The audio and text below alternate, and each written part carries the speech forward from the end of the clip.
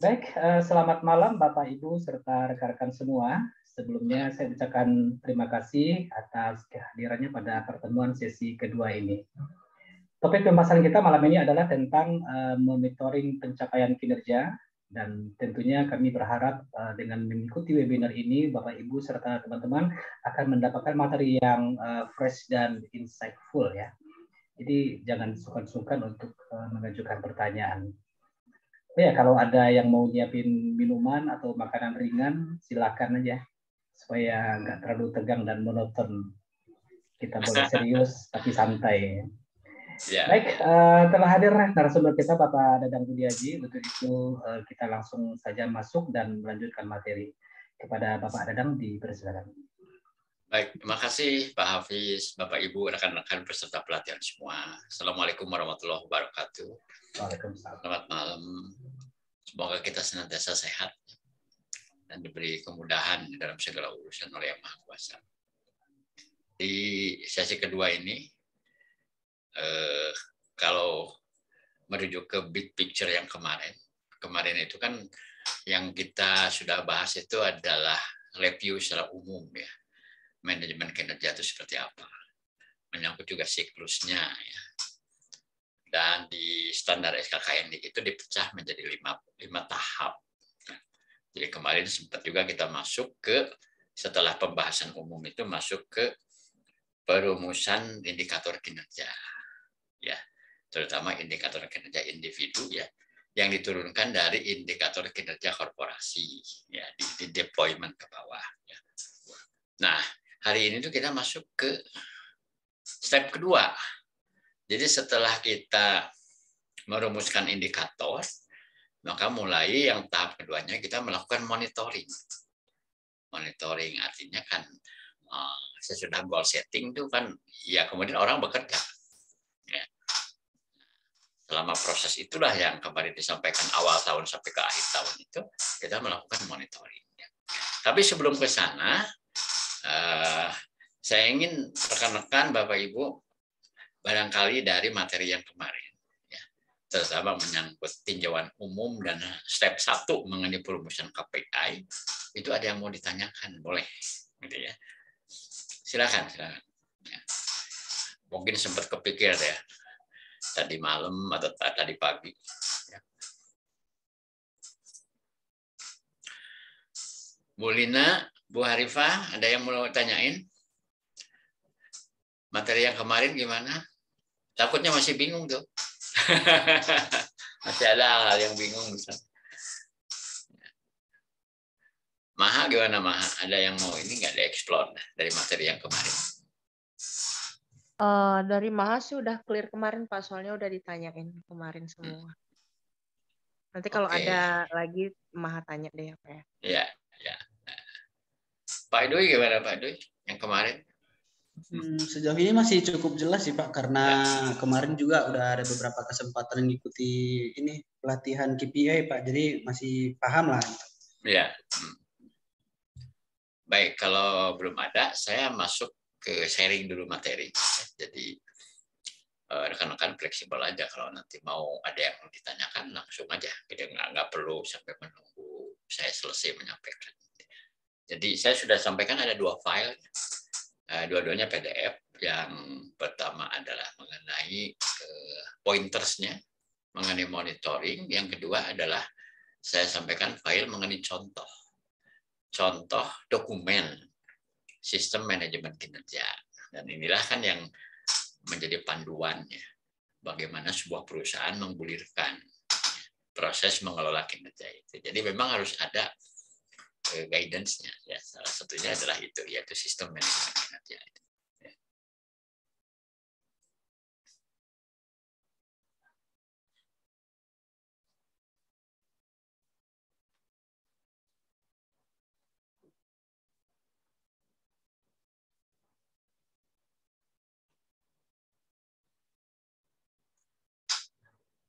Apakah sudah kelihatan? Sudah, Bapak. Sudah Pak. Ya.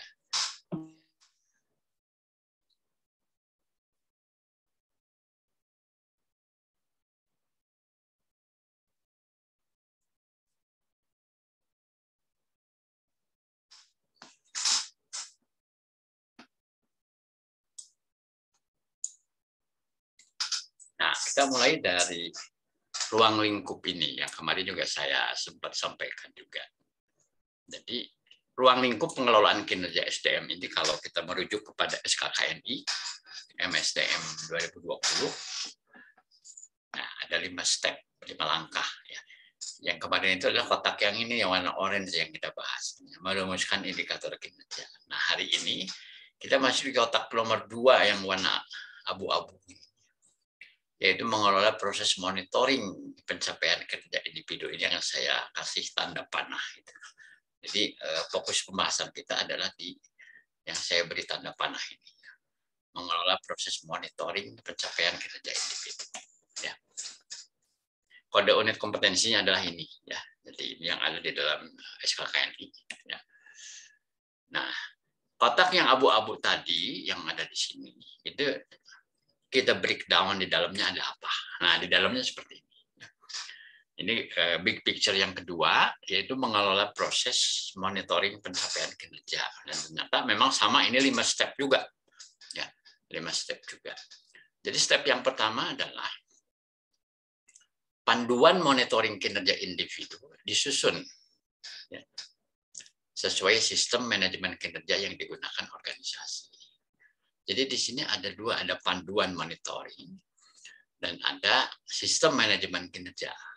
Ya, bisa juga ini merupakan satu paket sebenarnya, ya, bahwa panduan monitoringnya itu bisa saja berada di dalam urean sistem manajemen kinerja. Jadi dimulai dengan plan-nya dulu, ya, guidance-nya dulu. Itu step yang pertama. Kemudian step yang kedua, setelah kita memiliki yang namanya guidance tadi, panduan monitoring kinerja ini disosialisasikan ke seluruh unit kerja untuk diterapkan.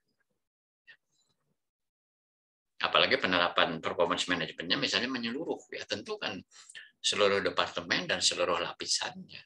Sekalipun ini kan sosialisasi ini bisa kita lakukan bertahap, ya. Jadi harus dibereskan dulu di level top dan middle, ya. Kalau di level mereka sudah clear, mereka sudah paham, ya, mestinya ke bawahnya lebih mudah. Dan itu bisa dilakukan estafet. Tidak berarti bahwa semuanya dilakukan sendiri oleh HR departemen, ya. Ini kan kita bersinergi dengan manajer-manajer departemen lain. Kemudian setelah kita melakukan sosialisasi ini, masuk ke step ketiga, ya. Step ketiga ini kinerja individu yang diperoleh dari berbagai unit kerja itu dikompilasi. Nah, ini kan berarti kita bicara tentang data, ya, informasi mengenai kinerja individu. Dan ini memang pekerjaan yang lumayan, banyak pernak-perniknya, banyak detailnya. Nah, lazimnya sih karena kita kan sudah menggunakan teknologi informasi. Jadi di perusahaan-perusahaan yang memang sudah menerapkan digitalisasi atau sistem informasi, maka ini tuh disupport oleh suatu sistem informasi, ya, oleh suatu program, ya, suatu software, ya, supaya data-data ini kan tidak perlu dikolek secara manual. Ya. Jadi banyak sebenarnya kinerja individu ini yang bisa masuk di dalam software sumber daya manusia. Ya. Kemudian setelah ini dilakukan, masuk ke step 4. Hasil kompilasi kinerja individu ini diperiksa untuk memastikan unit kerja telah melakukan monitoring sesuai panduan. Jadi di sini opsinya memang sih kalau masih dilakukan sangat manual dengan kertas kerja yang banyak, berlembar-lembar formulir, kebayangkan banyak sekali formulir gitu yang harus diisi, harus dibicarakan, kemudian harus dilaporkan. Termasuk ya pelaporan itu kan secara berjenjang itu kan makin ke atas itu makin merupakan satu rekapitulasi atau satu resume. Ya, berarti ada penyaringan atau filtering dan penyusunan secara sesuai kebutuhan level. Ya. Dan terakhir, hasil pemeriksaan disampaikan kepada unit kerja sebagai referensi langkah manajemen kinerja berikutnya. Ya. Jadi secara umum step-stepnya seperti ini. Dari mulai siapkan dulu panduannya, kemudian sosialisasi, kemudian mulailah kompilasi daripada kinerja individu ini, dan ini juga dikembalikan kepada para manajer. Ya. Setelah kita melakukan, ya di sini ada pemilik proses terutama ya di Departemen HR untuk memastikan ya bahwa ini sudah diperiksa dengan benar. Gambar besarnya begitu ya mengenai monitoring pencapaian kinerja ini. Jadi pasti di dalam proses ini memerlukan banyak kertas, atau kalau sudah digitalisasi ya bisa saja cukup dengan membuka laptop atau PC di meja kerja masing-masing. Ya. Nah, kita coba pahami dulu ya makna daripada monitoring itu ya. Kenapa sih mesti ada monitoring ya? Pemantauan gitu ya. Jadi kan ada istilah monitor gitu kalau dalam komunikasi. Artinya kita mengikuti. Ya. Monitoring ini kalau dalam bahasa di instansi istilahnya barangkali disebut apa? Pengawasan melekat gitu ya. Jadi, dimonitor gitu ya, perkembangannya. Ya seperti kita melihat CCTV gitu ya. Di pabrik misalnya kita pasangin banyak sekali itu CCTV di berbagai sudut lokasi. Dan itu kemudian masuk di post security, kemudian juga di manajer tertentu gitu ya untuk dimonitor seperti apa. Nah, monitoring itu adalah fungsi alami semua manajer. Jadi bukan sesuatu yang seolah-olah dicangkokkan begitu saja, tidak. Jadi ini sifatnya inherent atau including ya, bahwa ini adalah fungsi alami semua manajer, semua atasan. Salah satu konsep terpenting dari manajemen kinerja adalah bahwa ini adalah proses berkelanjutan yang mencerminkan praktik manajemen yang normal, yang baik dalam menetapkan arah, memantau, dan mengukur kinerja, serta mengambil tindakan yang sesuai. Manajemen kinerja tidak boleh dipaksakan kepada manajer sebagai sesuatu yang spesial dalam tanda petiknya yang harus mereka lakukan. Ini yang sering salah kaprah ya. Jadi dipersepsinya oleh para atasan itu bahwa performance management system itu seolah-olah kerjaan tambahan begitu. Ya. Yang merasa bahwa sebelumnya saya nggak melakukan ini, kok sekarang harus melakukan ini? Ini yang keliru. Sama halnya misalnya pada saat sebuah perusahaan menerapkan yang namanya quality system, contohnya misalnya ISO 9000, ISO 9000. Mungkin di antara rekan ada yang pernah mengalami di perusahaannya menerapkan ISO 9000. Banyak yang beranggapan ISO 9000 itu apa ya? Kerjaan tambahan. Saya udah sibuk, sekarang ada lagi ISO katanya. Padahal seharusnya adalah ISO itu adalah juga fungsi alami ya, di dalam kita mengelola pekerjaan. Ya, ini yang harus diklarifikasi dan harus benar-benar mindset-nya itu diluruskan. Ya. Sebaliknya, ini harus diperlakukan sebagai fungsi alami yang dijalankan oleh semua manajer yang baik. Jadi monitoring adalah salah satu peran manajer, ya. Bukan sesuatu yang sebelumnya nggak ada kemudian dianggap itu tambahan gitu ya, yang tidak ada menjadi ada. Tujuan meninjau atau memonitor kinerja itu ya, apa sih sebenarnya? Ya. Ini ada beberapa aspek gitu ya. Pertama dari aspek perencanaan. Dari aspek perencanaan adalah untuk memberikan dasar untuk merumuskan kembali perjanjian kinerja atau kesepakatan kinerja serta kinerja dan rencana pengembangan yang tergabung di dalamnya. Jadi perencanaan ini adalah dasarnya dulu ya. Karena kita kan memonitor itu kan sebenarnya kan membandingkan ya, antara rencananya dengan realisasinya gitu ya. Kemudian ada aspek motivasi. Memonitor kinerja seorang karyawan yang dilakukan atasannya itu untuk memberikan umpan balik positif, ya. Pengakuan, pujian, dan peluang untuk tumbuh, untuk memperjelas harapan, ya. Untuk memberdayakan orang dengan mendorong mereka untuk mengendalikan kinerjanya, pembelajaran dan pengembangan mereka sendiri. Jadi banyak sekali sebenarnya manfaat atau benefit dari proses monitoring ini. Kemudian dalam aspek pembelajaran dan pengembangan.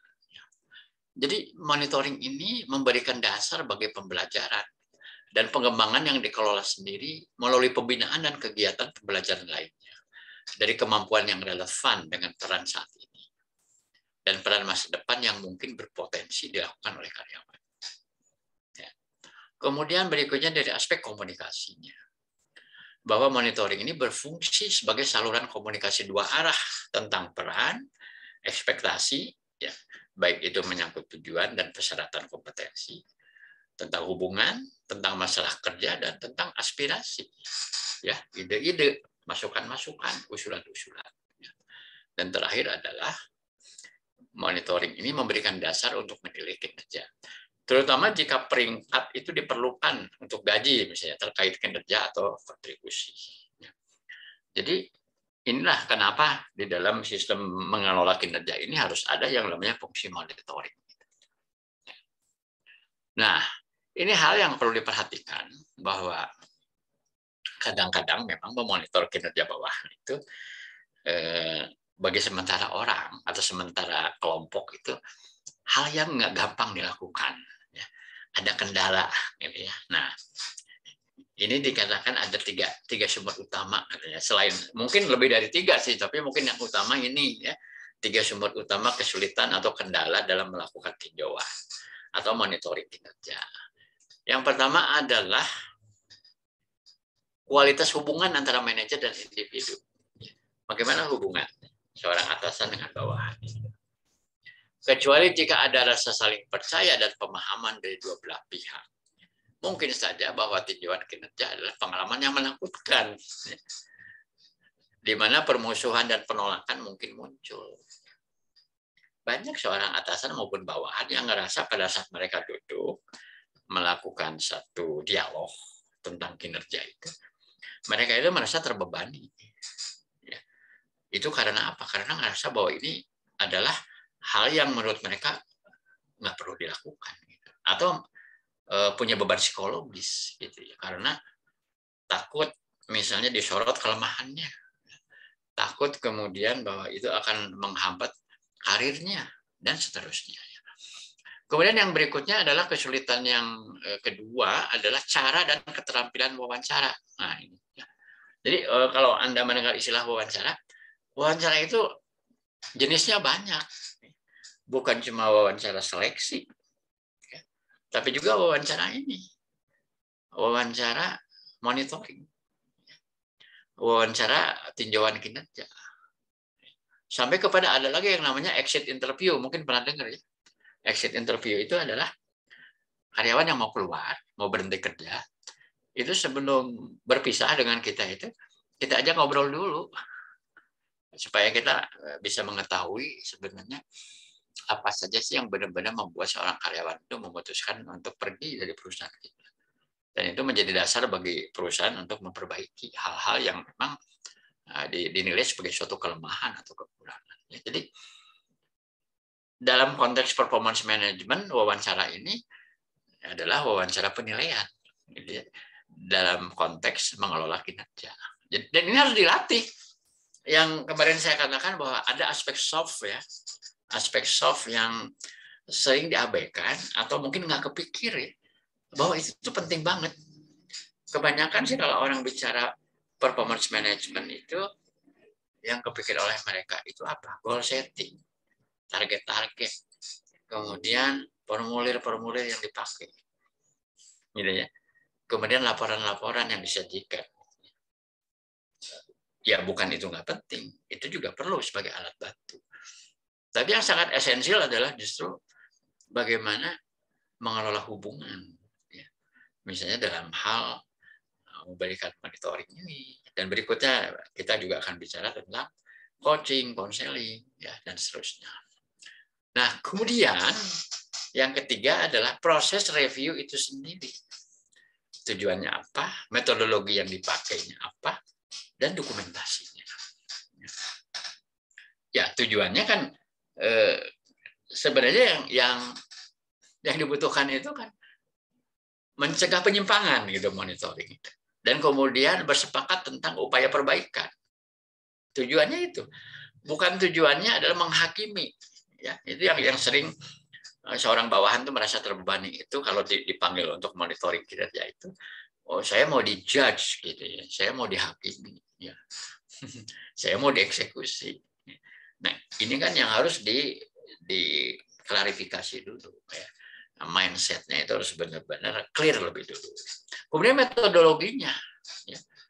Dan metodologi juga bisa berakibat kalau metodologinya nggak tepat, itu kan orang bisa berpikiran negatif ya terhadap yang namanya wawancara monitoring kinerja. Dan berikutnya dokumentasinya.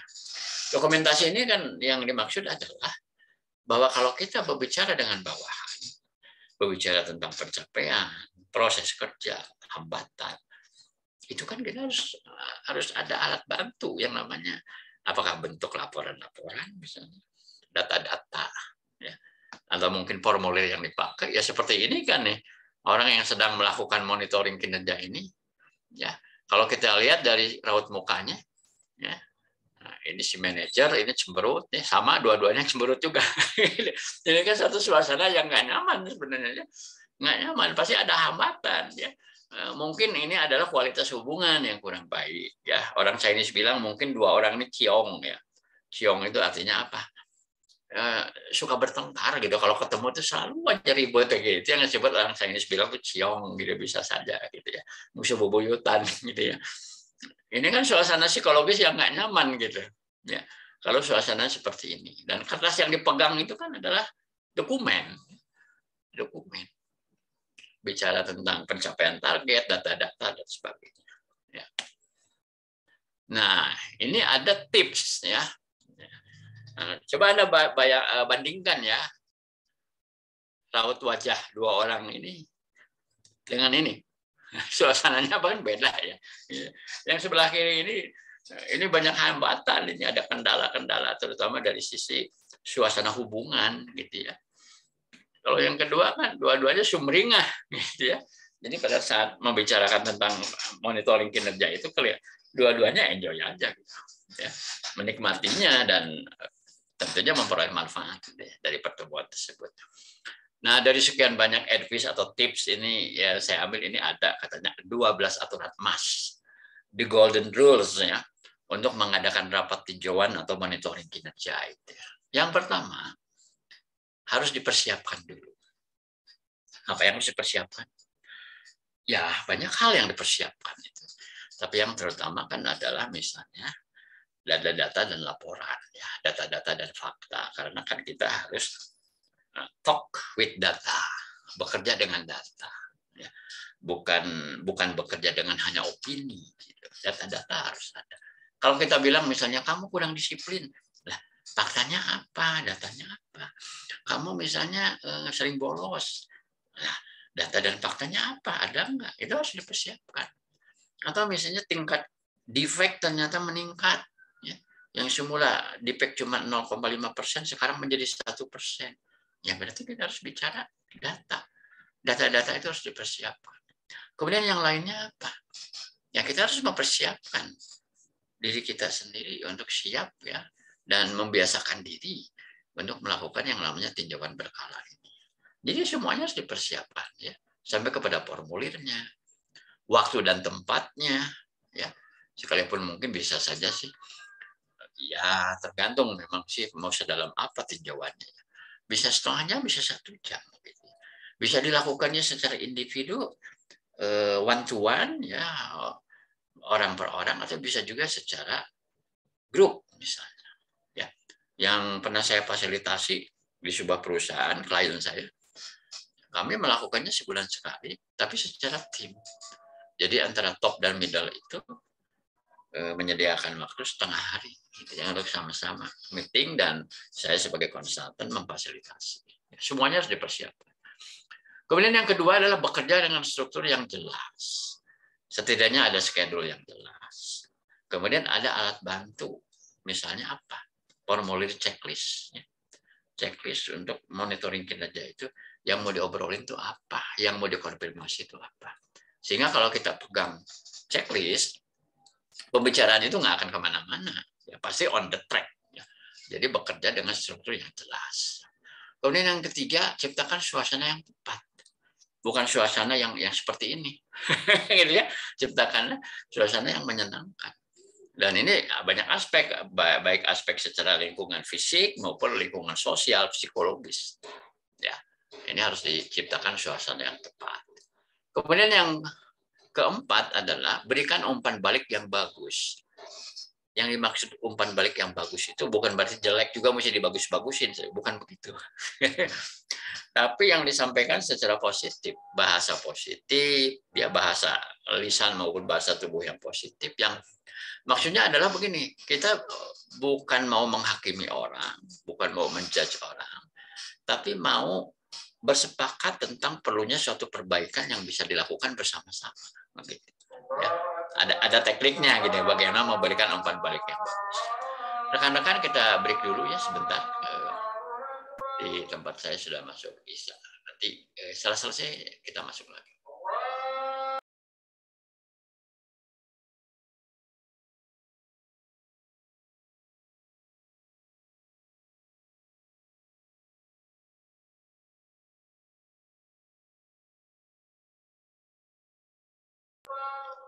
Pak Hafiz mungkin bisa di pause dulu ya rekodnya.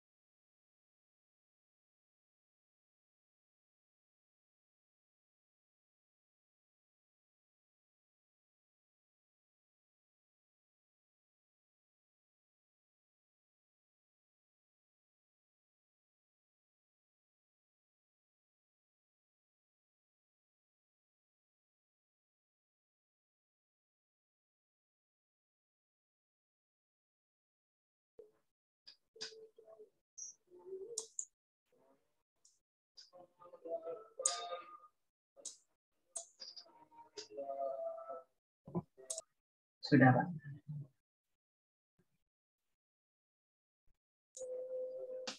Oke, tadi kita sudah masuk di ini slide yang ini ya, 12 aturan emas untuk mengadakan rapat tinjauan atau monitoring kinerja ini. Tadi kita sudah masuk di yang advice atau aturan yang nomor 4 ya, berikan umpan balik yang bagus ya, artinya yang dampaknya positif gitu ya. Ada teknik-tekniknya gitu ya dalam memberikan feedback ini. Ya, intinya sih sebenarnya orang itu umumnya tidak suka disalahkan. Kalaupun perlu dikoreksi, itu ada tekniknya. Ya, misalnya kalau dalam tips-tipsnya Dale Carnegie itu ada rules ya, bagaimana kita mengkoreksi orang lain atau termasuk langkahnya harus apa. Gitu ya. Intinya sih yang penting dampak positif ya. Jangan kemudian setelah bubaran pertemuan itu, kemudian permusuhan makin menjadi-jadi. Gitu ya. Kemudian tips yang kelima, ya, aturan yang kelima adalah gunakan waktu secara produktif. Ya. Nah, kadang-kadang kita memang menemukannya ada orang kalau membahas sesuatu itu kok muter-muter ke sana kemari, gitu ya. Padahal sebenarnya kalau kita mau on the track, misalnya dengan memegang checklist, kemudian memegang data atau dokumen laporan, mestinya kita bisa mengefisienkan waktu. Ya. Bisa saja akan ada pertemuan sejam 2 jam, tapi nggak ada hasil. Ya, karena kebanyakan itu masing-masing berteori ya sesuai perspektifnya masing-masing, berbicara panjang lebar ke sana kemari gitu. Dan kesimpulan sarannya nggak jelas gitu di ujungnya. Ini yang perlu juga kita on the track ya supaya waktunya produktif. Kemudian yang keenam, gunakan pujian ya. Dalam arti bahwa orang itu kalau mendapat apresiasi dia akan berperilaku positif. Tentu memang ada tekniknya ya memberikan pujian. Bukan pujian yang ngegombal maksudnya ya, tetapi harus ada basis datanya, kemudian bisa timingnya kapan. Jadi pujian itu sebenarnya satu alat motivasi. Ya, dalam arti ini adalah memenuhi kebutuhan psikologis manusia bahwa dia itu membutuhkan status dan pengakuan. Itu yang nomor 6. Kemudian yang nomor 7, biarkanlah individu-individu yang berbicara. Jadi jangan komunikasi satu arah, jadi hanya atasan saja yang kemudian berpidato panjang lebar gitu. Sehingga kemudian esensi daripada monitoring kinerjanya itu atau rapat tinjauan secara bersama-samanya itu enggak kena, ya enggak nyampe. Karena kita hanya mendengarkan pidato tunggal, gitu ya. Jadi ini juga satu skill atau satu seni ya, yang harus dikuasai oleh semua atasan.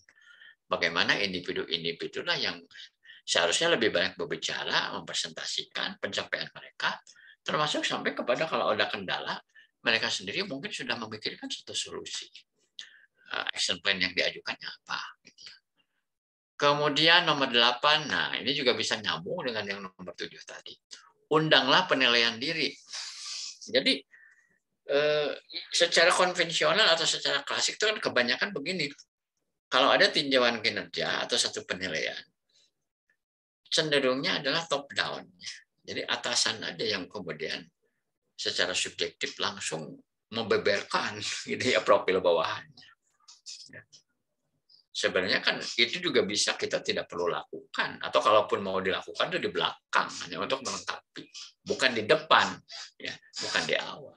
Jadi undang penilaian diri itu adalah kita persilahkan masing-masing daripada tim kita itu untuk bisa menilai diri mereka sendiri. Apa yang sudah mereka lakukan, apa yang sudah mereka capai, keunggulan apa yang mereka sudah bisa buktikan, dan apa yang belum bisa mereka buktikan. Dan ini membuat sebenarnya atasan pun juga bisa menghemat energi, menghemat pikiran, ya, dan sumber daya, karena sepanjang bahwa mereka itu menilai diri mereka secara jujur dan berbasiskan data dan fakta, itu justru sangat powerful. Ya. Kemudian nomor 9, ya, diskusikanlah kinerjanya, bukan kepribadiannya. Kadang kita suka campur aduk, suka campur aduk. Katanya penilaian atau tinjauan kinerja, tetapi yang terjadi adalah kita menilai pribadi orang itu. Misalnya, ya, dasar kamu mah pemalas, misalnya, kamu suka menunda. Ya. Itu kan sebenarnya kita bisa ubah gitu, kata-kata koreksi itu dengan cara menyampaikan data-data dan fakta. Misalnya ada delivery time yang beberapa kali mengalami molor waktunya, misalnya. Ada beberapa keluhan dari customer atau klien atau the next process kepada kita, ya. Dan itu pasti sebenarnya bisa diruntut kepada pemilik prosesnya siapa. Gitu. Jadi jangan bicara tentang pribadi orang, bicaralah tentang kinerjanya berdasarkan data dan fakta. Kemudian nomor 10 adalah mendorong analisis kinerja. Dan memang ini satu teknik yang sangat powerful apabila problem solving itu dilakukan bersama-sama, mereka terlibat betul dan menganalisis sendiri kinerjanya itu melalui satu cara berpikir hubungan sebab akibat, misalnya dengan alat bantu seperti fishbone, misalnya. Mungkin Anda pernah dengar fishbone atau diagram Ishikawa, misalnya.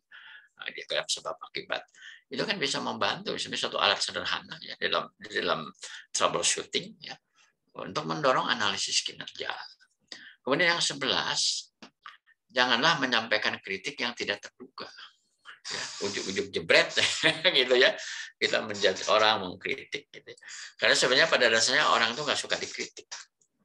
Makanya di dalam pelajaran tentang leadership atau komunikasi dari Dale Carnegie itu saya ingat ya, karena saya ikut beberapa kali trainingnya dan baca bukunya. Hukum pertama itu dari latihan-latihannya Dale Carnegie itu yang pertama adalah hindari SOK. SOK itu singkatan dari salahkan, omeli, kritik. Jadi hindarilah itu. Hindari menyalahkan, hindari mengomeli, dan hindari mengkritik. Kalaupun kita ingin mengkoreksi, ada tekniknya tersendiri. Begitu ya. Bukan secara direct to the point, kita menyalahkan orang, mengomeli orang, dan mengkritik orang. Kemudian yang nomor 12, setuju dengan tujuan yang dapat diukur dan rencana tindakan. Kita sebenarnya bisa menjadi pribadi yang hangat dan easy going, ya. Kalau kita bisa memfasilitasi anggota tim kita itu, mereka bisa menilai diri sendiri, bisa melakukan analisis kinerja, ya, dan bisa menyampaikan usulan action plan. Ya. Jadi kita tinggal mengaminkan saja sebenarnya. Saya kira enak banget loh sebagai seorang atasan kalau kita bisa mengatur satu orkestra, ya, orkestra monitoring kinerja itu seperti itu. Ya, seorang dirigen itu kan tidak perlu memainkan semua alat musik, gitu ya. Kan dia cukup membawa tongkat, gitu ya, dan melakukan suatu pengaturan. Kurang lebih begitulah 12 aturan untuk mengadakan rapat tinjauan atau monitoring kinerja. Jadi inilah yang seharusnya dilatihkan sebenarnya. Bukan hanya sekedar membagikan SOP kemudian formulir, atau misalnya data-data pencapaian produktivitas dan penjualan. Justru hal inilah yang sering miss. Mereka jago di data, mereka mengerti prosedur, tetapi pada saat melakukan ini yang sifatnya adalah social skill, hubungan antara manusia, banyak manajer yang tidak begitu pandai. Mereka harus dibekali gitu ya, dengan teknik-teknik dan metode untuk melakukan suatu tinjauan monitoring kinerja dengan efektif. Itu poin-poin pentingnya. Nah, sebelum saya masuk ke file yang agak teknis mengenai sistem manajemen kinerja, silahkan barangkali ada yang mau didiskusikan lebih dulu. Silahkan.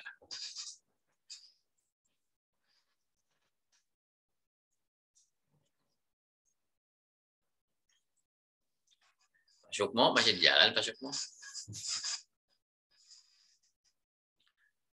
Silakan dari Mbak Haripah barangkali. Silakan. Belum, Pak. Belum ya. Gimana mengenai tadi aspek soft itu sangat penting di dalam monitoring kinerja. Setuju nggak? Karena banyak yang miss di situ.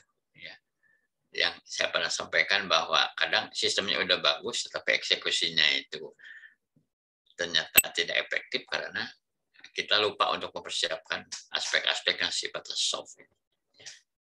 Bagaimana para atasan bisa memainkan, menggulirkan proses pengelolaan kinerja ini dengan baik, dengan timnya.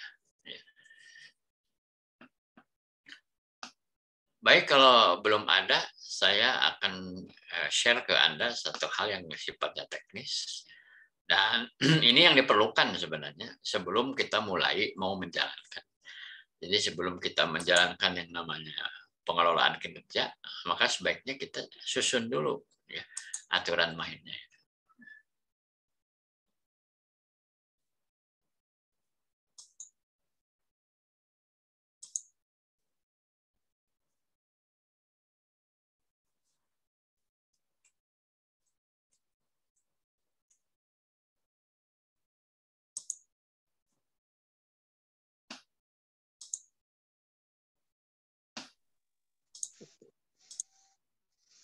Apa? Ya. Dadang, mohon tanya. Silakan, Mas. Mengenai 12 aturan Mas tadi itu, ya. Apakah ada contoh-contoh kasus ya Pak? Maksudnya contoh-contoh yang terkait dengan 12 aturan Mas itu Pak? Supaya maksudnya seperti tadi contohnya mempersiapkan apa tadi Pak? Ada slide-nya tadi Pak, yang 12 aturan Mas itu. Sebentar Pak, saya tampilkan lagi Pak.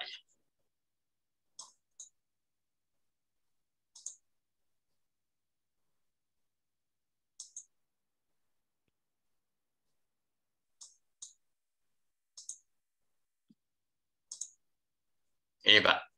Iya Pak, ya. Ini kan ya. Ada undang penilaian diri. Contoh-contohnya lebih berbentuk ke style kita, Pak. Style gaya kita dalam berinteraksi dengan anggota tim. Ya. Jadi contoh-contohnya adalah kalau di dalam pelatihan-pelatihan tentang human relation dan leadership atau komunikasi, biasanya dalam bentuk simulasi Pak ini yang kita berikan. Ya, ada prinsip-prinsip. Saya tadi menyebut beberapa kali Pak yang tips-tips dari Dale Carnegie gitu. Ya, ya itu bisa dipakai sebagai prinsip-prinsip gitu Pak ya. Iya. Untuk tim ini Pak, divisi sendiri ya Pak, bukan antar divisi ya ini Pak. Fleksibel Pak, fleksibel. Tapi kalau yang kita bicarakan ini adalah atasan manggil bawahan, Pak. Oh, iya. Atasan manggil bawahan, misalnya dalam meeting bulanan atau meeting 3 bulanan, Pak, berbicara tentang progres, Pak. Jadi Januari itu kan kita bikin goal setting, Pak, dengan mereka, Pak. Iya. Targetnya apa, dengan merujuk kepada sasaran perusahaan, kan? Diturunkan kepada sasaran departemen, kemudian diturunkan lagi kepada sasaran individu, orang per orang. Dan itu kita tuangkan di dalam dokumen, Pak. Dokumen KPI-nya, kemudian targetnya apa, kemudian yang mau dilakukan apa, itu action plan-nya. Kemudian bulan depan, kalau memang perlu setiap bulan ketemunya, kita kan ketemu, Pak. Ya, saya kira sih mungkin kalau di banyak institusi kan sebenarnya yang namanya rapat bulanan itu kan sudah merupakan jadwal rutin ya, Pak ya. Jadwal rutin. Yeah. Atau kalaupun misalnya bulanan itu terlalu rapat, terlalu dekat, bisa saja misalnya 3 bulan. Tapi biasanya gini, Pak, makin ke bawah itu makin sering pertemuan itu. Bahkan mungkin pertemuannya mingguan ya, gitu ya. Makin ke atas itu makin jarang. Wah, ya mungkin bisa cuma 6 bulan sekali gitu ya. Tapi terlepas mengenai leveling dan frekuensinya setahun berapa kali, dalam konteks materi kita malam ini, kita bicaranya adalah monitoring. Jadi pengawasan melekat yang dilakukan atasan langsung, Pak, kepada bawahannya. Anggaplah begini misalnya ya. Si Bapak yang sebelah kiri ini adalah atasannya gitu ya. Kemudian ini yang lagi menghadap ke kita itu bawahan ya. Jadi ini mereka lagi berbincang tentang progres, Pak. Progres ya. Dan ini yang dipegang ini adalah dokumen misalnya tentang laporan atau data ya yang dia presentasikan. Dan ini kan artinya harus dipersiapkan semua. Ya. Jadi atasan bawahan pun pasti memerlukan data yang mau diperbincangkan. Itu kan semua harus dipersiapkan. Bapak mungkin pernah meeting dengan seseorang, tapi karena dia tidak ada persiapan, tidak membawa data, tidak membawa laporan, bahkan mungkin tidak membawa alat tulis, mengalami kesulitan nggak, Pak? Pasti mengalami kesulitan ya. Tentu kita merasa lebih nyaman, lebih enak kalau kita meeting membahas sesuatu, apalagi itu sangat penting, itu dengan orang-orang yang datang itu dengan persiapan. Gitu. Ya. Jadi kalau yang diperlukan adalah contoh-contoh adalah lebih kepada contoh style kita, ya Pak. Bagaimana kita dalam memfasilitasi atau menyelenggarakan suatu pertemuan tinjauan itu dengan efektif. Mungkin tidak harus lama, ya Pak. Bahkan di beberapa perusahaan karena sistem informasinya itu sudah cukup canggih, beberapa data fakta itu sudah ada di dalam server mereka, Pak. Server mereka. Tidak perlu misalnya memerlukan energi besar untuk menyiapkan. Itu sudah ada semua. Misalnya kalau sistem informasinya sudah terintegrasi, maka sebagian besar laporan itu mereka tinggal klik saja di laptop mereka, Pak. Ada dalam bentuk dashboard gitu ya. Ini kaitan dengan misalnya penerapan balance scorecard misalnya, ada dashboard. Ya. Jadi pertama memang kaitan dengan data, kedua adalah kaitan dengan sarana prasarana. Ketiga yang saya lebih melihatnya itu justru yang sering miss itu adalah dari sisi perilaku, ya. Dari sisi perilaku. Karena banyak atasan maupun bawahan yang belum memahami hakikat daripada monitoring kinerja ini. Sehingga di sini kalau Bapak lihat, ini lebih kepada aspek behavior, Pak. Ya. Ciptakan suasana yang tepat. Ya kita lah yang harus bisa menciptakan suasananya. Mau menciptakan suasana panas atau suasana adem. Ya. Mau yang seperti ini suasananya, atau mau yang seperti ini, gitu ya. Kemudian mengenai kadang mungkin kita pernah ketemu orang yang pelit banget ngasih apresiasi sama bawahan. Ya, jarang sekali dia itu memberikan. Ya kalau pujian dianggap berlebihan, gini deh. Kalau kita ngelihat anak buah kerjanya bagus, ya, angka-angkanya memang terbukti. Kita merasa terbebani nggak sih kalau bilang terima kasih ya kamu udah kerja dengan baik, gitu. Ya, good job gitu ya, tepukan di pundak, ya, pulangnya traktir makan bakso misalnya gitu ya. Hal-hal yang seperti itu. Ya. Jadi ini lebih kepada metode dan teknik bagaimana kita membicarakan pekerjaan seseorang. Apa keunggulannya dan apa kelemahannya, dan kita bersepakat, oke, selanjutnya kita mau melakukannya bagaimana. Kurang lebih begitu Pak Sukmo ya. Ya Pak. Ya. Paham nih Pak saya. Ya, baik. Iya Pak. Terima kasih Dari Pak. rekan yang lain, silakan. Mungkin ada yang mau ditanyakan, boleh.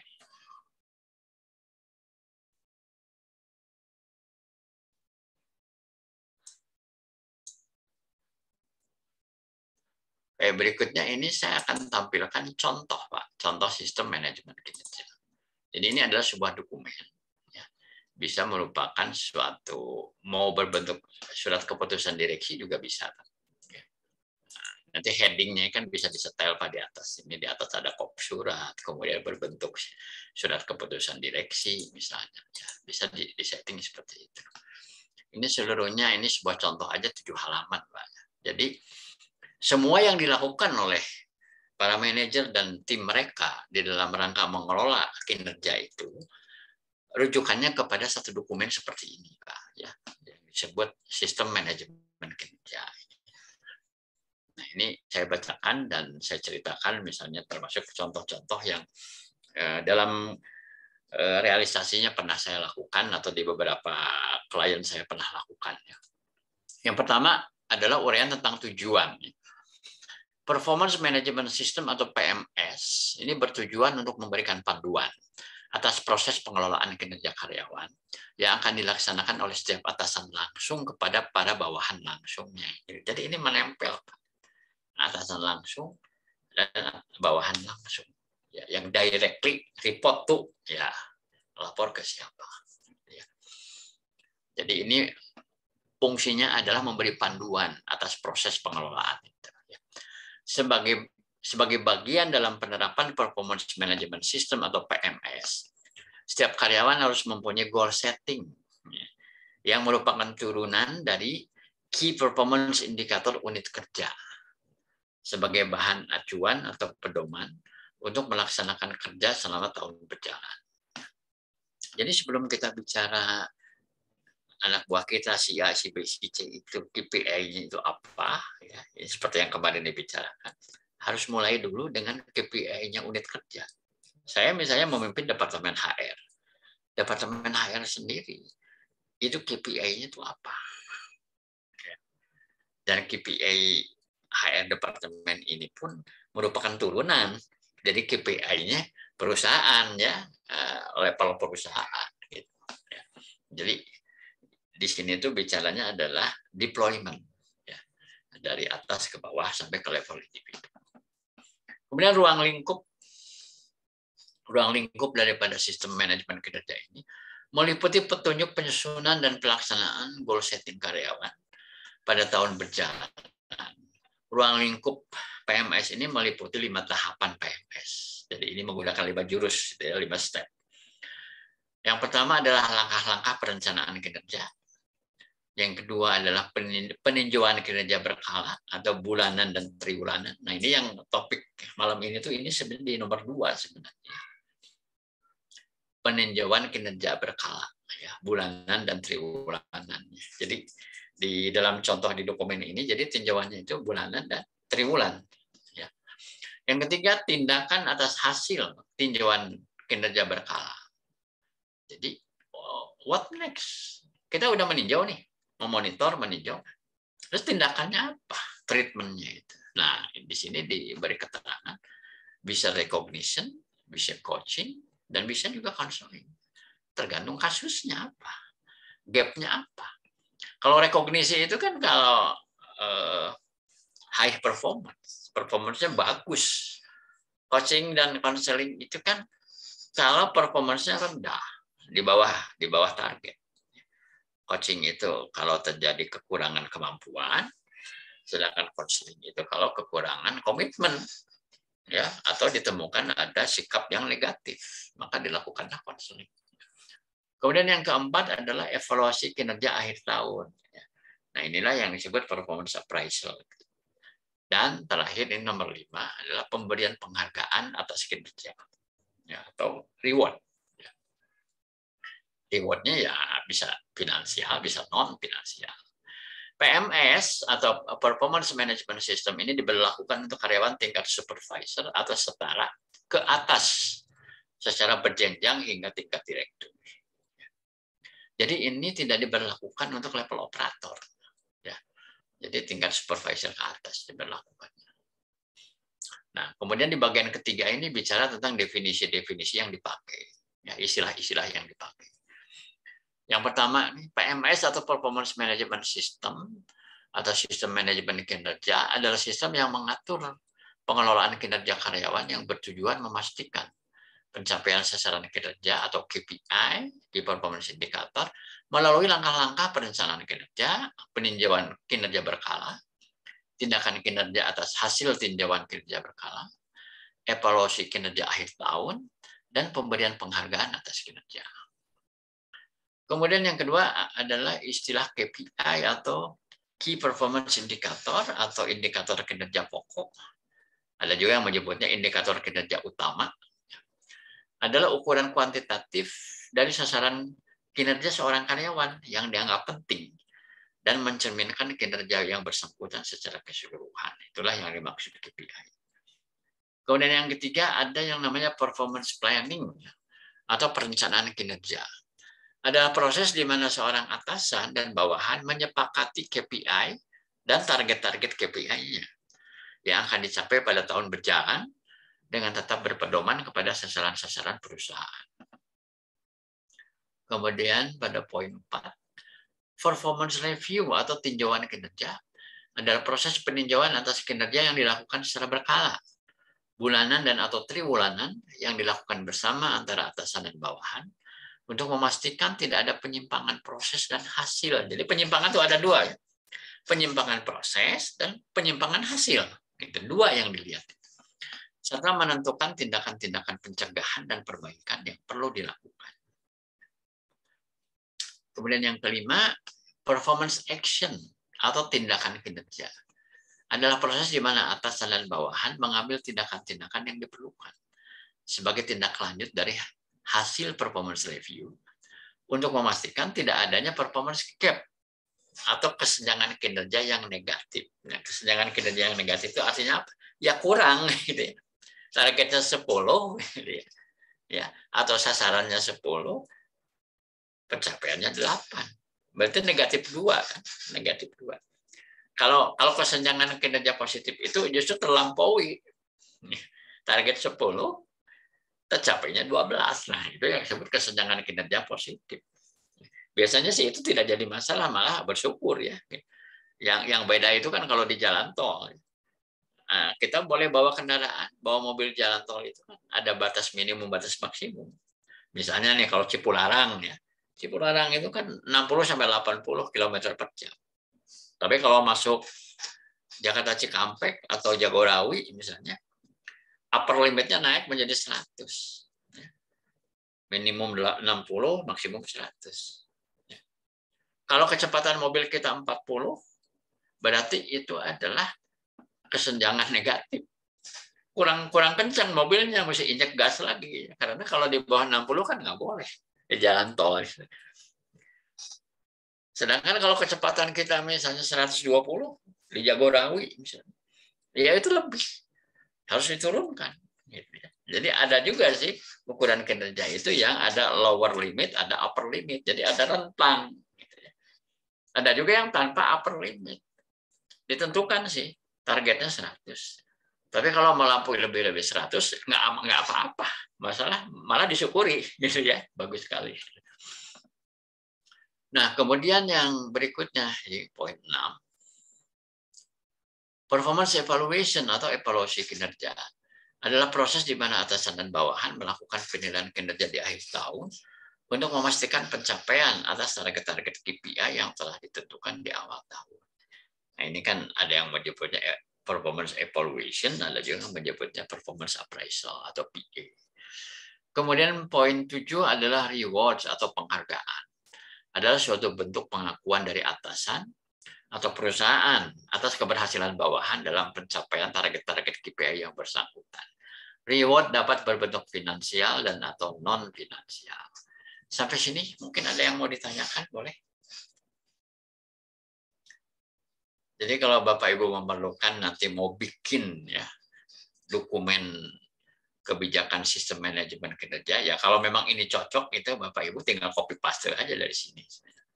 Ya tinggal disesuaikan aja, mungkin kalau ada beberapa poin yang mau dikondisikan gitu ya, sesuai keadaan di tempat kita, ya tinggal diedit saja.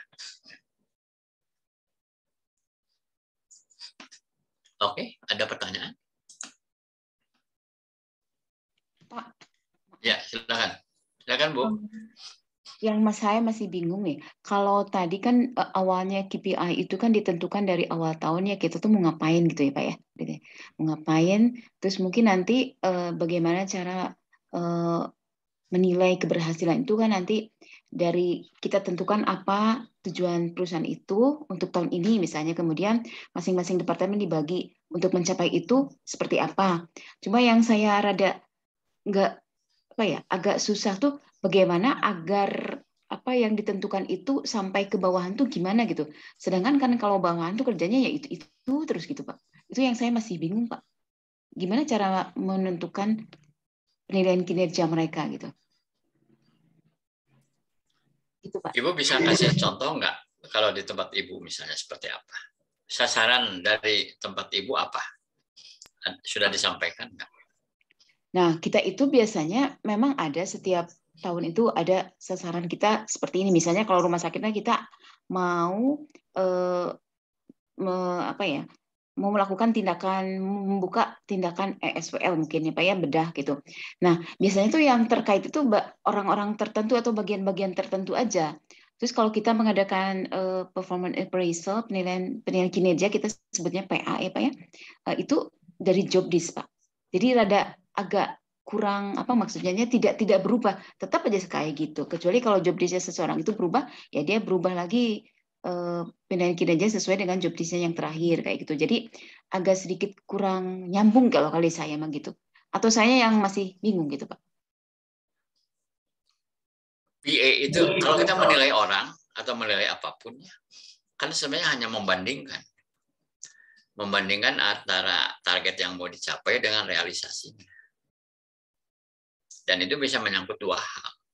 Bisa menyangkut hasil, bisa juga menyangkut proses. Ya kan? Nah, kalau tidak ada yang bisa dibandingkan, tentu kita mengalami kesulitan untuk menilai.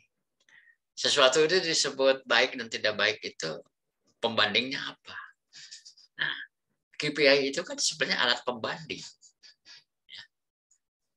Orang ini tuh prestasinya baik atau tidak, ya tergantung target KPI-nya tercapai atau tidak. Gitu. Nah, sekarang biar konkret ya, saya akan tampilkan materi yang kemarin kan ada contoh. Ada contoh, ini kan, contoh KPI.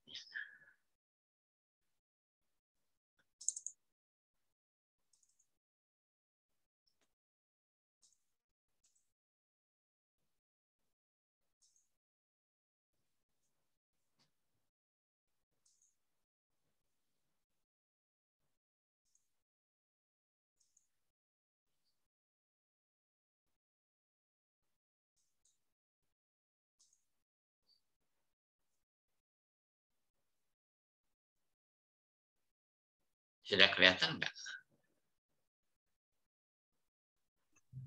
Sudah. Sudah ya. Nah ini, misalnya ini. Kita bicara bidang HR adalah yang saya kuasai ya, bidang HR. Ya kalau mau contoh yang lain bisa aja. Nah, ini. Ini contoh KPI bidang HR atau SDM. Ini bisa dipakai untuk tingkat individu maupun tingkat tim. Itu bisa saja. Ini misalnya rekrutmen, itu kan bisa di bagian rekrutmen. KPI-nya itu ini misalnya, persentase jumlah rekrutmen karyawan baru yang dilakukan tepat waktu. Jadi ini bisa ada delivery. Jangan lebih dari 45 hari. unit pengukurannya persentase, targetnya 100%.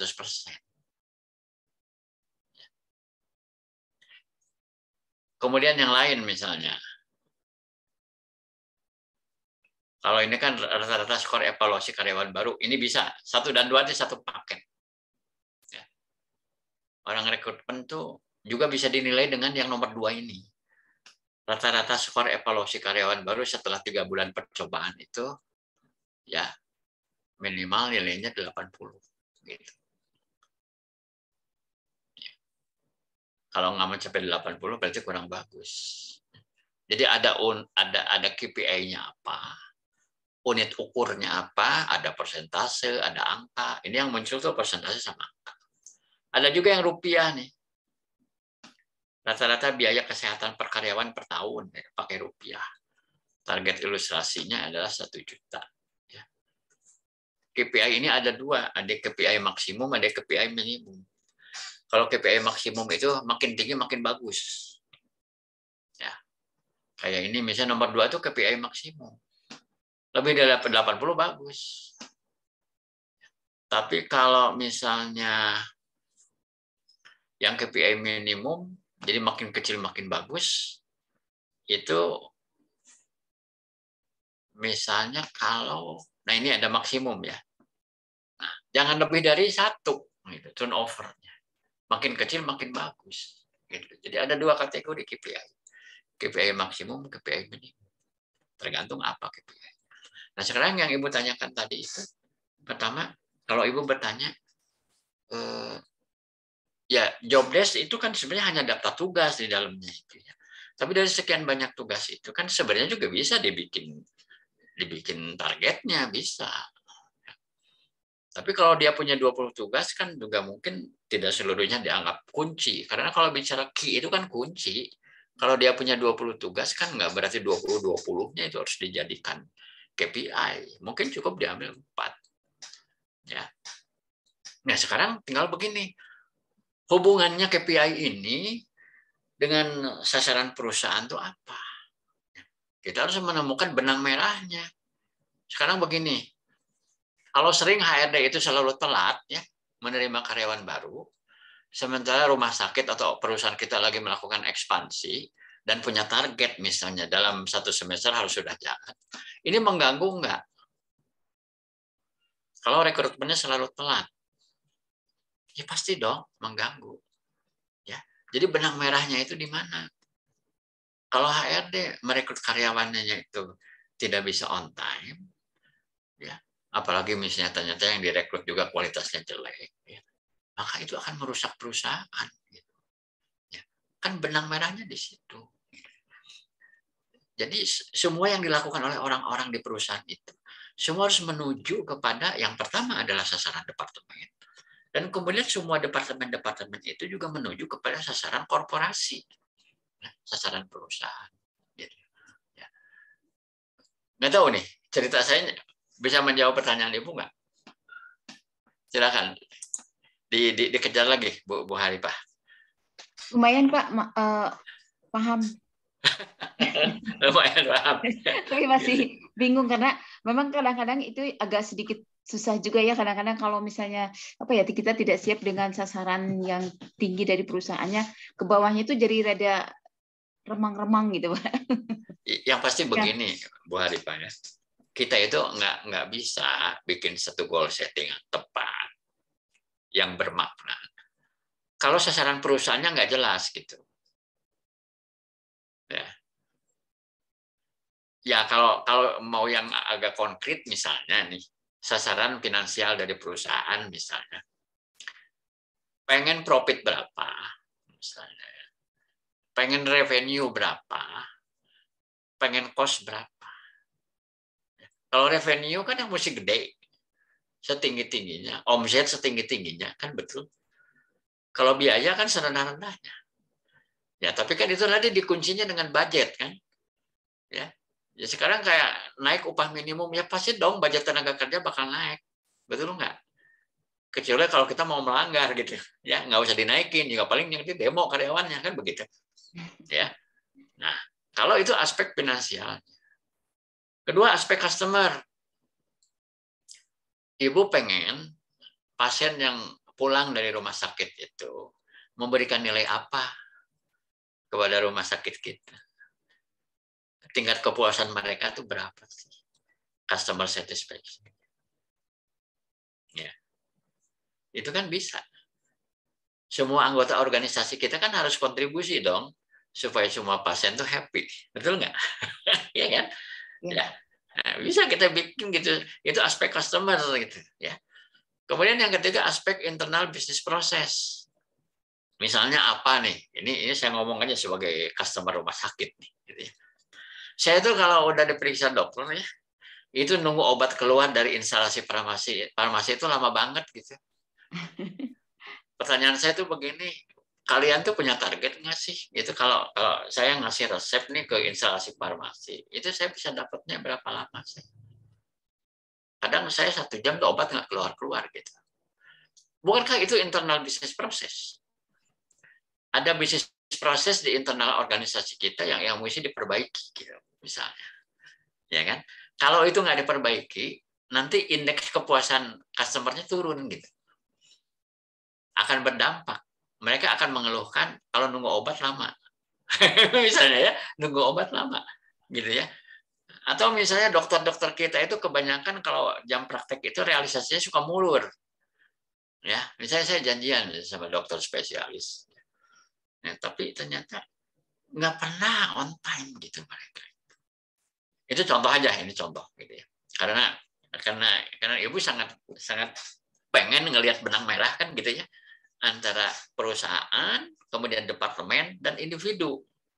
Ya, Pak. Kayak gitu ya. Sehingga gampang mengukur. Ya.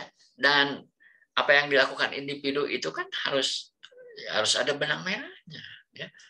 Harus ada keterkaitan dengan sasaran perusahaan. Jangan kemudian dianggap itu masing-masing aja nggak nyambung begitu. Ya. Ya, apa yang dilakukan karyawan ke sono gitu, apa yang diinginkan perusahaan ke sini, gitu kan? Ya, maksudnya gitu, Pak. Betul. Ya, kemudian aspek yang lain apa? Misalnya learning and growth ya. Ini kalau pakai skemanya BSC ya, balance scorecard ya. Learning and growth itu kan sebenarnya sejauh mana orang-orang kita ini belajar dan bertumbuh. Ya. Kompetensinya itu meningkat enggak sih? Nah, untuk mengukur ini kan bisa juga dengan durasi pelatihan. Misalnya, durasi pelatihannya ditambah yang semula mungkin setahun cuma 12 hari, gitu ya. Jadi sebulan itu 1 hari training, ditambah menjadi misalnya setahun menjadi 18 hari. Jadi 18 hari dalam setahun itu karyawan kita tuh mesti ikut training. Gitu. Bisa kan dinaikkan. Gitu. Emang manfaatnya apa buat training? Kan tadi. Ya, jadi kalau orang itu kompetensinya bertumbuh, ya karena dia senang belajar dan kompetensinya bertumbuh, maka ada hubungan sebab akibatnya kepada internal business process. Ya, mungkin karena para pengelola atau orang yang bertugas di instalasi farmasi sudah dilatih, maka sekarang saya nggak perlu lama nunggu obat, karena mereka dilatih gitu untuk mempercepat pelayanan, ya. Atau mungkin dibantu dengan IT begitu, ya kan? Atau mungkin ada pelayanan delivery, Bapak pulang saja nanti dikirim ke rumah gitu. Why not? Kan bisa saja. Jadi saya nggak perlu misalnya bengong-bengong nungguin obat keluar gitu misalnya gitu ya. Kalau internal bisnis prosesnya baik, ya, maka akan meningkatkan kepuasan pelanggan. Kan gitu ya. Hubungannya itu kan gitu sebenarnya. Yang namanya balance scorecard itu. Kalau orangnya bertumbuh, belajar dan bertumbuh sehingga kompetensinya meningkat, komitmen kerjanya meningkat, maka internal bisnis prosesnya diperbaiki, akan menjadi lebih baik. Karena orang-orangnya makin pinter. Betul kan? Ya. Dia bisa mikir sendiri, oh ini harus diperbaiki, ini harus ditingkatkan. Dia melakukan improvement gitu di dalam proses kerja masing-masing. Nah, karena dia melakukan improvement di dalam proses kerja masing-masing, maka customer itu lebih happy, ekspektasinya terpenuhi. Gitu. Delivery time lebih cepat, ya, kualitas pelayanan, keramahan, ya, karena kalau yang namanya kayak rumah sakit kan sama aja dengan hotel, restoran, hospitality juga, betul nggak? Ya. Kadang kan ada gitu pasien yang ngeluh itu bukan karena ngeluh soal biaya, ya, tapi ngeluh susternya judes misalnya gitu ya. Karena saya pakai BPJS misalnya kayak gitu ya. Kok saya beda sih, senyuman buat saya kurang gitu ya dibandingkan dengan pasien umum misalnya. Gitu. Nah, pada akhirnya kalau para customer-nya itu tingkat kepuasannya meningkat, maka akan terjadi yang namanya orang tuh kalau sakit itu pasti datang ke kita. Maka kemudian revenue organisasi kita tuh meningkat. Ya kan kalau rumah sakit kebanyakan di bawah yayasan, kan jarang PT ya, jarang PT. Tapi ya menurut hemat saya sama aja sih. Kalau istilah secara umum di dalam akuntansi itu kan profit, ya ada profit, ada revenue, ada cost. Gitu. Tapi kalau di yayasan mungkin apa istilahnya? Kalau di koperasi kan SHU, sisa hasil usaha. Ya, tapi kan sama aja kan profit juga sebenarnya kan gitu ya. Nah, atau apa sisa operasional whatever lah istilahnya apa gitu. Nah, ini yang saya tampilkan itu ini adalah contoh-contoh. Ini HRD gitu ya. Ini marketing misalnya, pertumbuhan penjualan dan sebagainya gitu kan. Bidang IT dan seterusnya. Ini semua ya mau diterapkan ke level korporat bisa ya kalau memang cocok ya. Ada juga ke level departemen, ada juga ke level individu, tergantung ya, job listnya masing-masing ya. Saya kira gitu Mbak Haripah ya. Ya Pak, terima kasih Pak atas penjelasannya yang panjang lebar. Terima kasih. ya. Silakan mungkin rekan yang lain boleh. Silakan Pak. Tanya Pak Dadang. Silakan Pak. Maaf ini kan KPI itu kan bisa diukur bulanan, triwulan atau semester ya Pak, atau tahunan mungkin. Ya. Nanti di breakdown ya Pak. Ya betul. Mungkin dari target itu kan ada bisa bulanan, semester atau tahunan. Nah nanti setelah itu misalnya ini 2022 KPI 2022. Nah nanti kalau pada saat 2022 dievaluasi hasilnya saya dalam persentase harusnya 100, anggap aja 90% lah Pak. Tapi tercapai 80. Nah nanti KPI 2023 itu apakah melanjutkan ini atau membuat perencanaan baru lagi ya Pak? Ya. Umumnya sama Pak. Kalau itu memang dianggap bahwa itu tuh memang melekat gitu ya. Tidak bisa diubah gitu KPI-nya. Sekalipun bisa saja tiap tahun itu punya prioritas yang berbeda-beda. Tapi ada juga yang sifatnya permanen. Kalau yang namanya profit, revenue, dan cost itu menurut saya permanen, Pak. Karena kebanyakan sih, ya kita jujur lah, bahwa sebagian besar pengusaha itu ngomongnya 3 itu, Pak. Aspek finansial. Kan ujung-ujungnya perusahaan kita ini berprestasi atau tidak kan diukurnya dengan 2 dokumen saja, Pak. Dokumen laporan keuangan dan laporan neraca. Betul kan? Ya. Dan di situ yang muncul tuh apa? Kalau di income statement, di laporan laba rugi, ya, laporan laba rugi kan yang muncul adalah profit berapa, revenue berapa, cost-nya berapa. Yang utama sih profit. Untung nggak sih? Kalau nggak untung kan berarti memang ada sesuatu yang salah. Bisa internal, bisa eksternal. Ya kalau 2 tahun terakhir ini yang sering jadi kambing hitam pandemi, Pak. Eksternal yang jadi kambing hitam. Ya. Nah, pertanyaan Bapak tadi, apakah melanjutkan? Sebagian besar melanjutkan, Pak. Melanjutkan. Dan target-target itu bisa berubah. Bisa berubah ditambah, bisa dikurangi, Pak.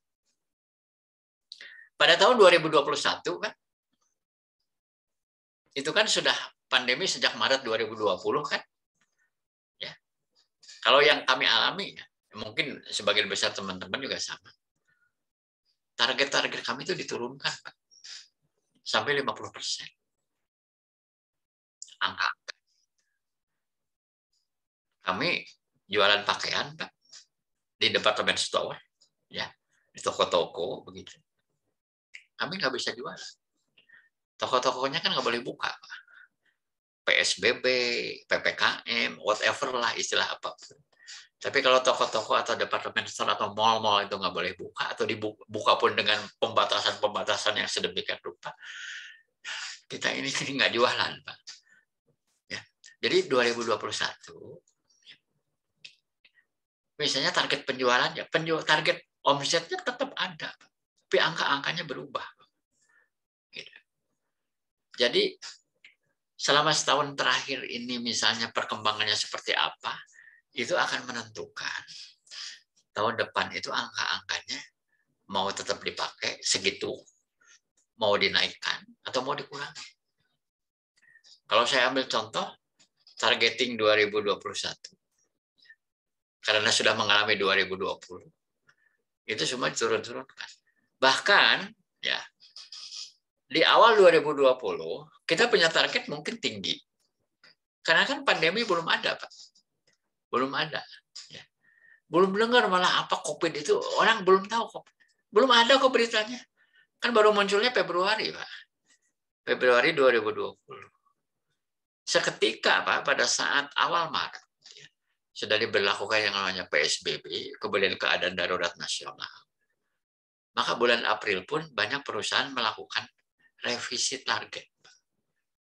Revisi target. Setidaknya target 1-2 bulan ke depannya diturunin dulu. Gitu. Kenapa harus turun? Toko-tokonya nggak boleh buka, Pak. Ya kan? Sekolah-sekolah tutup. Semua orang bekerja dari rumah. Gitu. Jadi, yang sering terjadi itu begini, KPI-nya sendiri mungkin tidak banyak berubah, Pak. Yang sering perlu diubah itu sesuai kondisi, angka-angkanya, Pak. Angka-angkanya. Terutama yang sangat ekstrim itu kan 2 tahun terakhir ini. Akibat dari pandemi. Ya, kecuali beberapa industri yang justru blessing, ya, orang lain mah susah, dia mah happy, bisa. Tapi jumlahnya berapa sih? Menurut data statistik itu paling 4%, Pak, dari seluruh pelaku usaha, ya. Mungkin ya bisnis-bisnis yang kaitan dengan ini ya dengan orang kena COVID, ya. Misalnya yang jualan masker, jualan hand sanitizer, ya. Jualan obat-obat COVID, ya. Atau yang memang jualan tes swab, PCR, itu mereka yang subur makmur. Di luar itu, apalagi yang bisnisnya itu kan dari bisnis kerumunan, gitu. Maksudnya kerumunan itu gini, kalau nggak banyak orang datang, dia susah jualan. Gitu, kayak mall kan, kayak mall, dunia pariwisata, hiburan, restoran, kayak gitu. Demikian Pak Fahmi.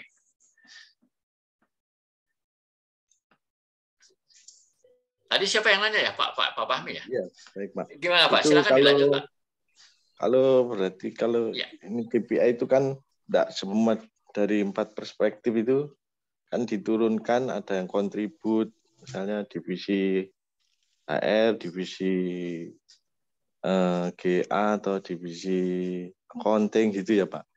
Nah itu target-targetnya kan juga beda-beda ya Pak, nanti per divisi itu. Nah kemudian Betul, nanti kalau tahun depan itu perencanaannya juga nanti bisa KPI-nya tetap, hanya angkanya yang diubah, atau kita harus merumuskan lagi ya Pak, itu dibahas bersama begitu, apa membentuk komite, artinya komitenya ini lagi merumuskan lagi begitu atau bagaimana Pak? Atau betul. hanya Ya. Betul Pak Fahmi. Jadi begini Pak, di tingkat departemen atau individu itu kita menunggu tingkat korporasinya Pak. Departemen itu kan level kedua Pak, level 2. Individu level 3. Level 1-nya tingkat perusahaan. Jadi kita itu belum bisa melakukan apa-apa kalau di tingkat perusahaannya belum memberi konfirmasi. Targetnya diubah tidak? Jadi kita mau nambah target atau memelihara target seperti sekarang atau menurunkan, kita menunggu dulu konfirmasi dari level atas, dari top management. Baru kita meeting di level berikutnya. Oh ternyata dia diturunin. Saya ambil contoh begini Pak, biar gampang. Kita kan kena PPKM Pak. Prokes, di pabrik nggak boleh banyak orang Pak. Sehingga kapasitas itu kami turunkan bisa sampai 50%, Pak. Karena jualan pun juga drop. Mungkin lebih jualannya, dropnya lebih dari 50%. Menurut Bapak kalau seperti itu ya, penjualan turun, produksi juga turun, karena nggak mungkin produksi, Pak. Di gudang masih banyak barang, gitu kan. Sekarang pertanyaannya gini, saya tuh sebelumnya disuruh merekrut orang itu 500 orang, Pak. Ya, untuk persiapan menghadapi peak season. Kira-kira berubah nggak, Pak, kalau seperti itu? Target HRD turun nggak, Pak, untuk merekrut orang? Berubah, Pak. Berubah. Iya. Bahkan ekstrimnya bukan hanya sekedar bahwa yang tadinya mau merekrut banyak orang kemudian di-cancel, Pak. Yang udah ada pun kemudian diberhentiin dulu. Betul kan? Iya. Gitu. Ya. Ini di tempat saya, Pak, kalau kami lagi peak season gitu ya, 3-4 bulan sebelum puasa, gitu, ya kayak sekarang lah. Ya. Kalau sebelum pandemi, Pak, bisa malah mungkin mulainya dari 6 bulan sebelum Lebaran, kami harus meng-hire karyawan kontrak bisa sampai 700-800 orang. Karyawan kontrak. Karena kami kerjaan banyak, menyiapkan barang buat Lebaran, Pak. Ya. Jadi kita harus menggenjotnya itu beberapa bulan sebelumnya. Bikin celana baju itu kan nggak bisa dikerjain seminggu 2 minggu, Pak. Jadi kita harus preparation dari awal. Karena kita bicara targetnya, Pak, nggak sedikit, Pak. Bisa sampai 10 juta setahun, Pak. 10 juta potong. Ya. Jadi kami preparation itu bisa 6 bulan sebelumnya. Tiba-tiba dihantam pandemi, Pak. Bubar jalan itu. Bubar jalan. Turun-turunin semua, Pak. Jadi kita jangankan meng-hire orang, yang kita memang biasanya meng-hire sekian ratus orang. Yang ada pun pada bulan Maret, Pak, waktu itu, kami masih punya karyawan kontrak banyak sekali. Itu Maret 2020. Lebarannya kan Juni kan. Kami Maret itu shutdown. Kita berhentiin. Kami harus memberhentikan karyawan kontrak itu. Ya 600 orang. Dan kontraknya belum habis, Pak. Baru habis itu 2 bulan lagi. Tahu nggak dampaknya apa, Pak? Kami harus membayar uang ganti rugi. 2 bulan upah. Atau minimal 1 bulan upah. Karena mereka harusnya dipekerjakan sampai bulan puasa. Itu satu contoh aja. Bahwa pandemi itu benar-benar bisa memporak-porandakan yang namanya rumusan target-target KPI. Bahkan kemudian memunculkan biaya-biaya tidak terduga yang sebelumnya nggak kepikir, kok tiba-tiba saja kita mesti ngeluarin duit miliaran rupiah, Pak, untuk membayar ganti rugi kepada karyawan kontrak yang kita putus sebelum kontrak habis. Gitu kan? Karena ya memang kita yang memutus. Kenapa kita memutus? Nggak ada yang bisa dikerjakan, Pak, karena pabriknya pun tutup. Gitu. Akibat pandemi. Itu satu contoh ekstrim aja, Pak. Dan sebenarnya yang kami alami itu juga banyak perusahaan lain mengalami, Pak, di kondisi pandemi ini. Ya. Ini sedikit contoh konkret aja, Pak, gitu ya.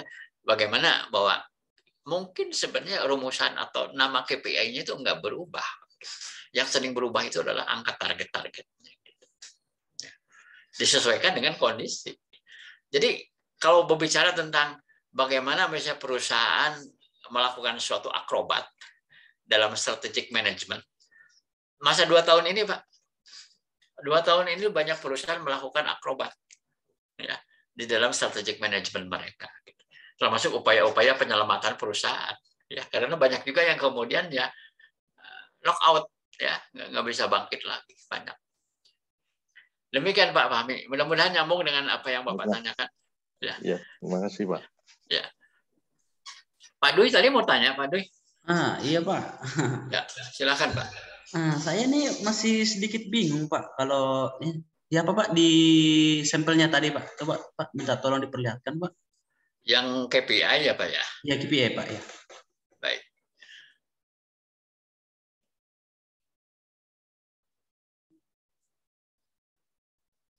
Ibaratnya seperti ini, Pak, ya. Ya. Nah, kalau misalnya ini, Pak, ini kan ada unit pengukurannya yang berupa persen ya, rupiah, juga angka dia, Pak. Jadi itu, Pak, untuk hasil akhirnya gimana, Pak? Untuk menarik hasil akhir untuk penilaian satu bidang ini. Nah, ini ada contoh di slide-slide sebelumnya, Pak. Oh, sesudahnya. Nah, ini, Pak. Ini mungkin yang lengkap ini, Pak. Nah, kalau sudah penuh dalam setahun itu seperti ini, Pak. Contoh ini adalah Departemen HR. Ya, ini adalah contoh tabel KPI untuk HR Manager. Ya. Si HR Manager ini punya 4 area kinerja utama.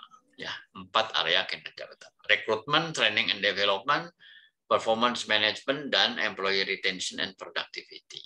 Ya. Jadi ini tidak menggunakan balance scorecard, tapi menggunakan areanya. Area apa? Area rekrutmen, area training and development, area performance management, dan area ini retention dan productivity. Jadi ini dia ada 8 ya, 1, 2, 3, 4, 5, 6, 7, 8. 8 KPI. KPI yang pertama adalah di bidang rekrutmen. Ini masing-masing dia punya 2, Pak. Rekrutmen ada 2. Pertama adalah persentase jumlah pegawai baru yang dapat dipenuhi dengan tepat waktu di bawah 45 hari. Jadi targetnya sebelum 45 hari, rekrutmen karyawan baru harus diserahkan kepada user. Gitu ya. Kemudian yang kedua adalah rata-rata skor evaluasi karyawan baru setelah 3 bulan masa percobaan. Ya. Kemudian training and development ada 2, Pak. Jumlah jam training per karyawan per kapita per tahun. Ya. Harus ikut training berapa jam itu per karyawan itu per tahun. Ya, itu KPI. Kemudian yang berikutnya return on investment of training untuk selected training programs. Ya. Jadi ya ini memang agak jelimet ngitungnya gitu ya, dan tidak banyak yang menerapkan ini. Ini hanya contoh aja ya. Karena ini memerlukan juga apa ya, integrasi ya dengan hitung-hitungan akuntansinya gitu ya. Kemudian di performance management, KPI berikutnya adalah persentase jumlah karyawan level supervisor ke atas yang telah menyusun KPI individu.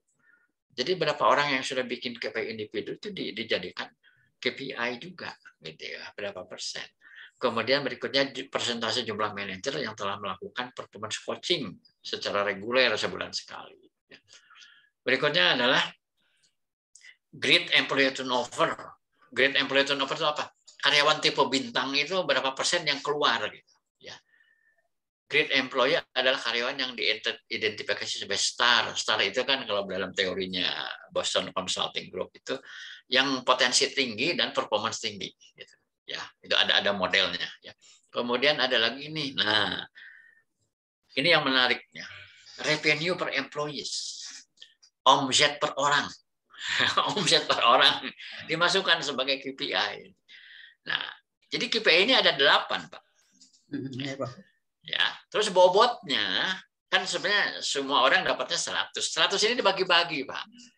Jadi untuk 8 itu dibagi-bagi, ada yang bobotnya 15%, 10%, pokoknya total 100 saja. Targetnya ini, Pak. Targetnya. Ya. Ada yang persen, ada yang angka, ada yang jumlah jam ini training gitu kan. Ya, ROI-nya 200%. Ya. Jadi kalau ada investasi terhadap training 1 miliar, harus balik lagi keuntungannya 2 miliar, gitu balik lagi. Itu yang disebut return on investment gitu. Jadi investasi ini balik lagi enggak, itu harus 2 kali lipat baliknya gitu ya. Jadi kalau saya melatih sales ngabisin duit 100 juta ngelatih sales, maka itu harus balik keuntungannya 200 juta gitu ya. Oh iya. Jadi trainingnya itu tuh ada dampaknya, Pak, gitu, membuat sales kita jadi jago jualannya gitu ya, karena di training tentang salesmanship gitu ya. Itu yang disebut ROI gitu ya. Kemudian ini jumlah karyawan level supervisor ke atas, ini target 90% dan seterusnya. Nah ini omset per orang itu 2 miliar per karyawan. Ya. Tapi mestinya dipertegas per apa? Per tahun gitu misalnya. Jadi nanti dihitung omset kita setahun berapa bagi jumlah karyawan. Mencapai 2M nggak jatuhnya per orang kontribusinya. Ya. Kalau mencapai 2M ya berarti tercapai. Gitu. Ya. Nah ini targetnya. Nah, ini realisasi akhir tahun. Nah, ini tuh nanti. Pak, kalau untuk di target ya, Pak ya. Di target itu nggak selamanya kita harus berpatokan dengan angka 100% ya, Pak ya? Ya tergantung, Bapak mau pakai ukuran persentase atau mau pakai apa. Nah, ibaratnya Pak, kalau kita menggunakan persentase nih, Pak. Ibaratnya sih kan Pak, ada yang angka 200, 90, juga 80, Pak. Berarti kita nggak selamanya ya Pak ya berpatokan ke angka 100% maksimalnya ya Pak ya? Nggak selalu, Pak. Nggak selalu. Kayak gini kan itu seperti performance management. Jumlah karyawan level supervisor yang ke atas yang telah menyusun KPI individu itu targetnya 90%. Berarti toleransinya 10% gitu, Pak. Oh iya. Kenapa 90? Mungkin aja karena sebelumnya nggak 90. Sebelumnya mungkin cuma 70. Justru angka 90 itu dibandingkan dengan sebelumnya justru adalah pertumbuhan sebenarnya, Pak. Oh iya. Nah, jadi ya kalau mau ngelihat kenapa angkanya begini, Bapak harus melihat profil ini tahun sebelumnya, Pak. Iya kan? Iya Pak ya. Tahun-tahun sebelumnya seperti apa? Gitu. Ya mungkin angka ini, kenapa bisa cuma 90? Ya masalahnya, yang sebelumnya nggak pernah 90, Pak. Iya kan? Iya. Sekarang dikasih target 90 itu sebenarnya kan memang dia dituntut harus bertumbuh kan begitu. Oke. Nah ini kolom realisasi akhir tahun. Ini munculnya pada saat evaluasi kinerja tahunan, Pak. Ya, endingnya, ternyata tercapainya segini. Ya. Jadi skornya berapa? Ya, 90. Karena target 100, ini 90 jadi 90. Ya. Iya Pak ya. Nah, karena bobotnya 15, berarti skor akhir berapa? Nah, nanti ketemu ya pencapaian si HR manager ini, ya skor akhirnya atau nilai akhirnya 92. Jadi kalau mau secara lengkap, jadi ini tuh Pak ya tabel ini bisa diisi lengkap seperti ini tuh kalau sudah berjalan setahun, Pak. Oh, betul. Nah, angka-angkanya kan harus ada di sini, ya realisasi akhir tahun terutama kan ini, ya. Kalau yang ini nih sampai ke sini ke target itu di awal tahun, Pak. Tapi kolom realisasi dan seterusnya sampai skor dan skor akhir baru bisa diisinya akhir tahun, Pak. Iya. Demikian, Pak Dadang, ya. mau tanya Pak, itu Silakan. yang angka skor akhir itu gimana nentuinnya itu Pak ya? Kalau kan dari realisasi berarti itu dikali bobot gitu ya? Nah, ini contohnya. Oke. Angka skor akhir didapat dari skor kali bobot bagi 100. Dibagi 100. Itu cara ngitung. Ya. Ya Pak. Pak, ya apa izin nanya lagi nih Pak? Silakan. Masih agak sedikit bingung Pak. Ya. Pak, ibaratnya gini Pak ya, ini untuk departemen ya Pak ya, satu bidang misalnya Pak. Ya, contohnya. Ini contoh untuk HR manager. Ibaratnya begitu Pak ya. Kalau misalnya kita mau menurunkan ini ke level individu gimana Pak? Ini adalah individu si manager Pak. Oh ibaratnya nih Pak, kalau misalnya nih kayak di tempat saya bekerja nih Pak ya, di sini saya menangani ibaratnya seperti customer service nih Pak. Customer service kan Pak ada beberapa orang gitu ya Pak ya. Itu gimana Pak nariknya menjadi beberapa orang, menjadi per individu maksudnya gitu? Ya kalau jobnya sama ya bisa saja mirip Pak. Jobnya sebenarnya garis besarnya sama aja sih Pak. Kalau sama bisa saja KPI-nya sama Pak. Ini saya ambil contoh nih ada bidang lain Pak ya. Ini bidang produksi itu. Ya. Durasi mesin rusak, frekuensi mesin rusak berapa kali, defect rate, cacat produk, ya. Persentase jumlah order produksi yang dapat dipenuhi sesuai schedule, ya. Persentase pemenuhan terhadap standar good manufacturing practices, waste atau scrap, ya apa ya waste, limbah kayaknya, barang rusak, gitu, scrap. Kapasitas produksi per jam, ini dalam satuan ton per jam. Biaya lembur karyawan produksi per shift. Ini contoh produksi. Finance. Rata-rata cost open, misalnya kita pinjam duit ke bank gitu. Berapa biayanya kita pinjam duit ke bank buat modal usaha? Ada. Tidak lebih dari 15% setahun gitu misalnya. Ya. Rata-rata ketersediaan cash flow setiap bulan 10 miliar. Kalau di bawah 10 miliar berarti bisa terjadi gangguan pembayaran. Mungkin upah karyawan ditunda, mungkin pembayaran tagihan supplier tertunda. Kan gitu. Persentase piutang yang diproses dengan tepat waktu sesuai agreement. Misalnya Kenapa ada tagihan-tagihan yang udah lewat dari jatuh tempo nggak ditagih-tagih? Ya, berarti kan kita rugi kan? Ada uang yang harusnya masuk karena kita nggak tagih, ya uangnya nggak masuk-masuk. Piutang gitu. Atau terjadi piutang macetnya banyak gitu misalnya. Kan harus on time ya. Jumlah temuan audit internal dalam bidang finance ya, nol target. Ini target ilustrasi Pak. Di tempat Bapak mungkin boleh sama boleh tidak Pak, tergantung ya. Oke. Dan ini sering itu yang jadi pembanding itu tahun-tahun sebelumnya Pak. Ya, biasanya kan kita selalu ingin tahun sekarang lebih baik dari tahun sebelumnya kan. Ya. Jadi Pak, kalau misalnya nih Pak, kalau di tempat saya di mana bekerja ya Pak, ya di mana baru ini Pak, istilahnya untuk memulai menggunakan KPI ini Pak, itu gimana Pak sarannya untuk target Pak? Ya, kita harus mulai dulu dengan sasaran tingkat perusahaan dulu Pak. Nah, baru dari situ kita turunkan ke level departemen, nah, baru kemudian diturunkan ke level individu. Primbonnya Bapak bisa pakai ini Pak. Jadi misalnya ini untuk menghemat waktu ya supaya tidak terlalu banyak mikir sendiri. Ini yang saya sampaikan ke Bapak Ibu sekalian itu kan contoh. Dan ini cukup realistis. Artinya memang yang dipakai oleh banyak perusahaan itu kurang lebih ini kok. Tinggal dipilih aja yang diperlukan dan memang relevan dengan bisnis kita itu yang mana gitu. Ya. Ini kan ada bidang HRD itu sampai 17 item kan.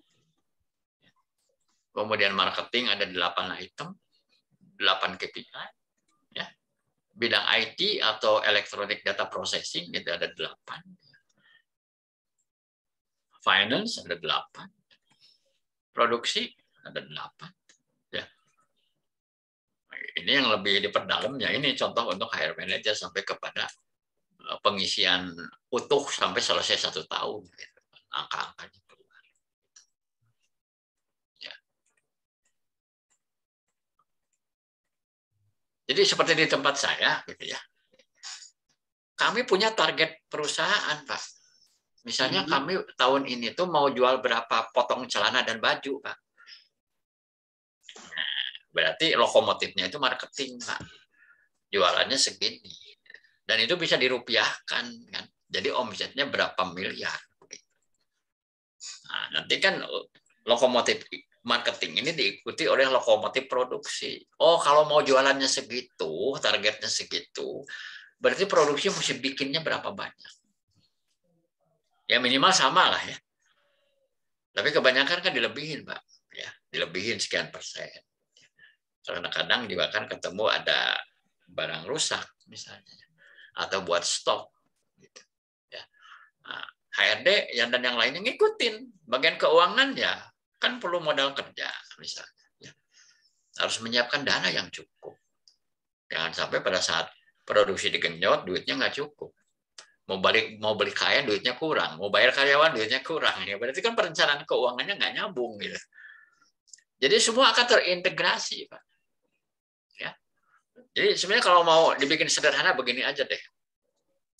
Tanya bos Anda mau jualan berapa dan mau bikin berapa, gitu aja. Yang paling penting itu. Mau jualan berapa banyak dan mau bikin berapa banyak. Setelah itu kemudian departemen-departemen lain mengikuti. HRD, ya berarti kamu mesti rekrut orang berapa? Kan gitu ya. Dan orang macam apa? Ya. Kemudian keuangan, so rencanakan kebutuhan pendanaannya. Ya. Mau pinjamnya dari bank mana? Gitu ya. Apakah mau pakai pinjaman online atau apa? Gitu ya. Atau mau ya terserah mau jual saham atau apa. Yang penting kan ada dana karena kita mau produksi kan gitu. Ya. Semua terkait. Supporting system ya sampai kepada misalnya kalau kita nambah karyawan karena ada ekspansi ya berarti juga misalnya nih HRD dan GA harus menyiapkan loker tambahan berapa banyak karena jumlah karyawan bertambah. Itu sampai ke hal yang kayak gitu, Pak. Berdampak kemana-mana gitu ya. Diawali dengan pertanyaan mau bikin berapa, mau jual berapa, gitu ya. Gitu. Jadi breakdown-nya dari situ, Pak. Gitu. Ya. Ilustrasi lah kurang lebih gitu ya. Silakan, mungkin yang lain ada pertanyaan, boleh. Berarti nih Pak, untuk kesimpulannya, untuk tipsnya ya Pak ya, untuk tipsnya cara menurunkan dari per bidang gitu ya Pak ya, untuk jadi individu itu kalau misalnya kita lihat juga kondisi berarti Pak ya. Betul, betul. Kalau misalnya job desk-nya gitu hampir sama, bisa langsung diturunkan ya Pak ya. Ya, kalau job desk-nya sama berarti KPI-nya sama juga Pak. Misalnya gini Pak, kita punya misalnya supervisor produksi, pekerjaannya mirip, ya KPI-nya sama juga sih. Ya kan? Karena job desk-nya sama Pak. Masa dibeda-bedain ukurannya? Ya kan? Ya pasti sama dong. Ya. Kecuali kalau pekerjaannya beda, ya pasti juga bisa beda. Jadi di grouping aja, ada pekerjaan-pekerjaan yang sama, ya berarti satu kelompok. Ya, KPI-nya juga mirip. Ya. Kelompok yang lain, ya kelompokin lagi. Oke Pak, Ya. thank you Pak. Ya. Baik, silakan. Siapa yang belum nanya nih? Belum komen?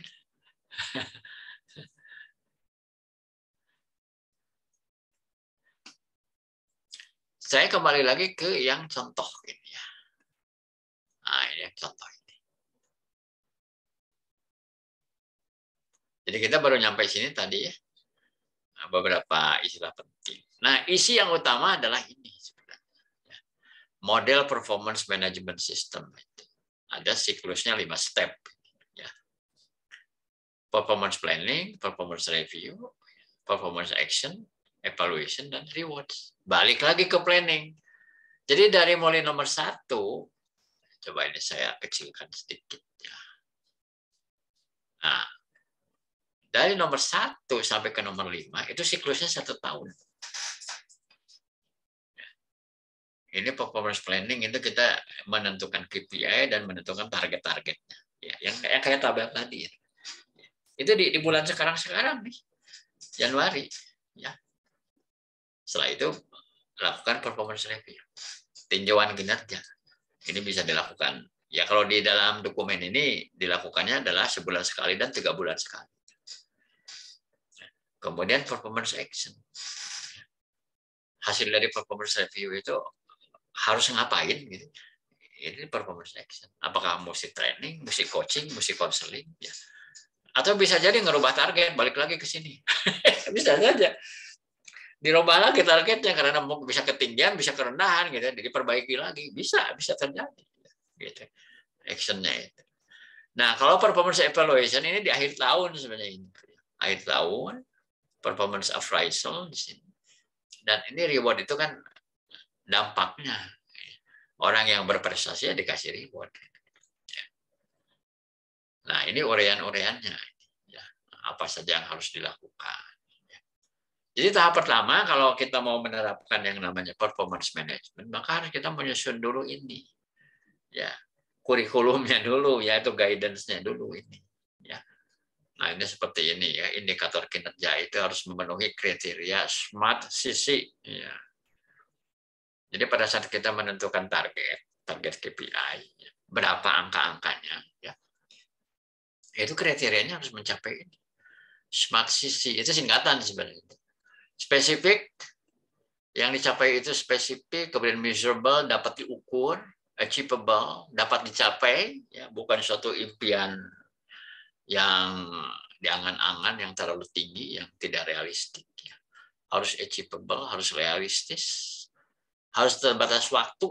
Targetnya itu kapan mau dicapai.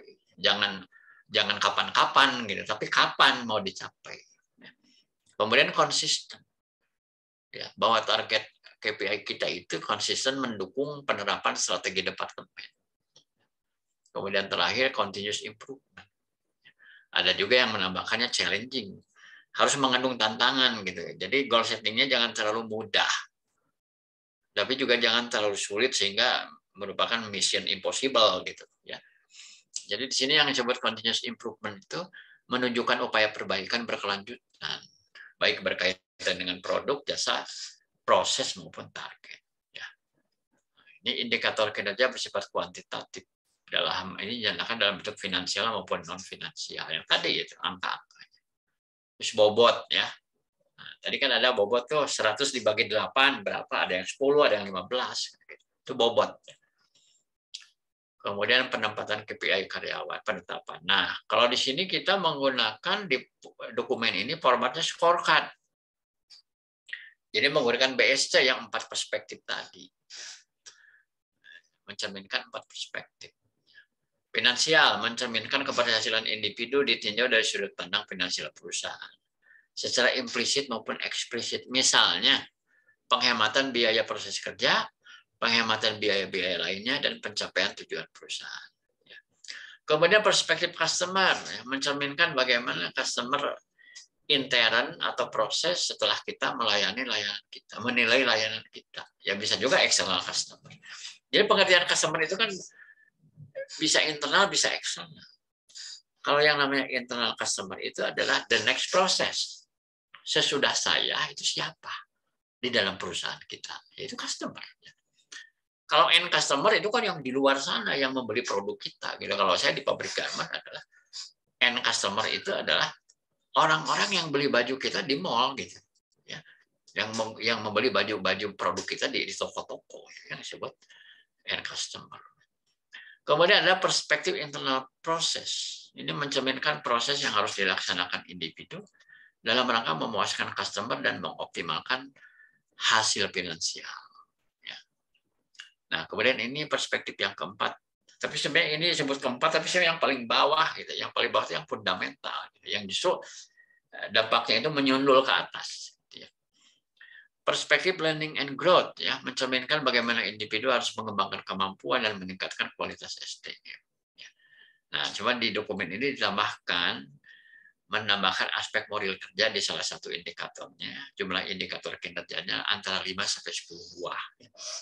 Jadi kalau yang contoh tadi, ada contoh berbagai departemen, itu contohnya ada 8. Cuma kebetulan yang HR itu ada 17 itu ya tadi. Penetapan KPI dilakukan dengan cara melengkapi tanda tangan di kolom yang tersedia pada formulir KPI. Nah, inilah contoh uraian-uraiannya. Ya. Termasuk ini kompetensi juga dimasukkan di sini. Ya.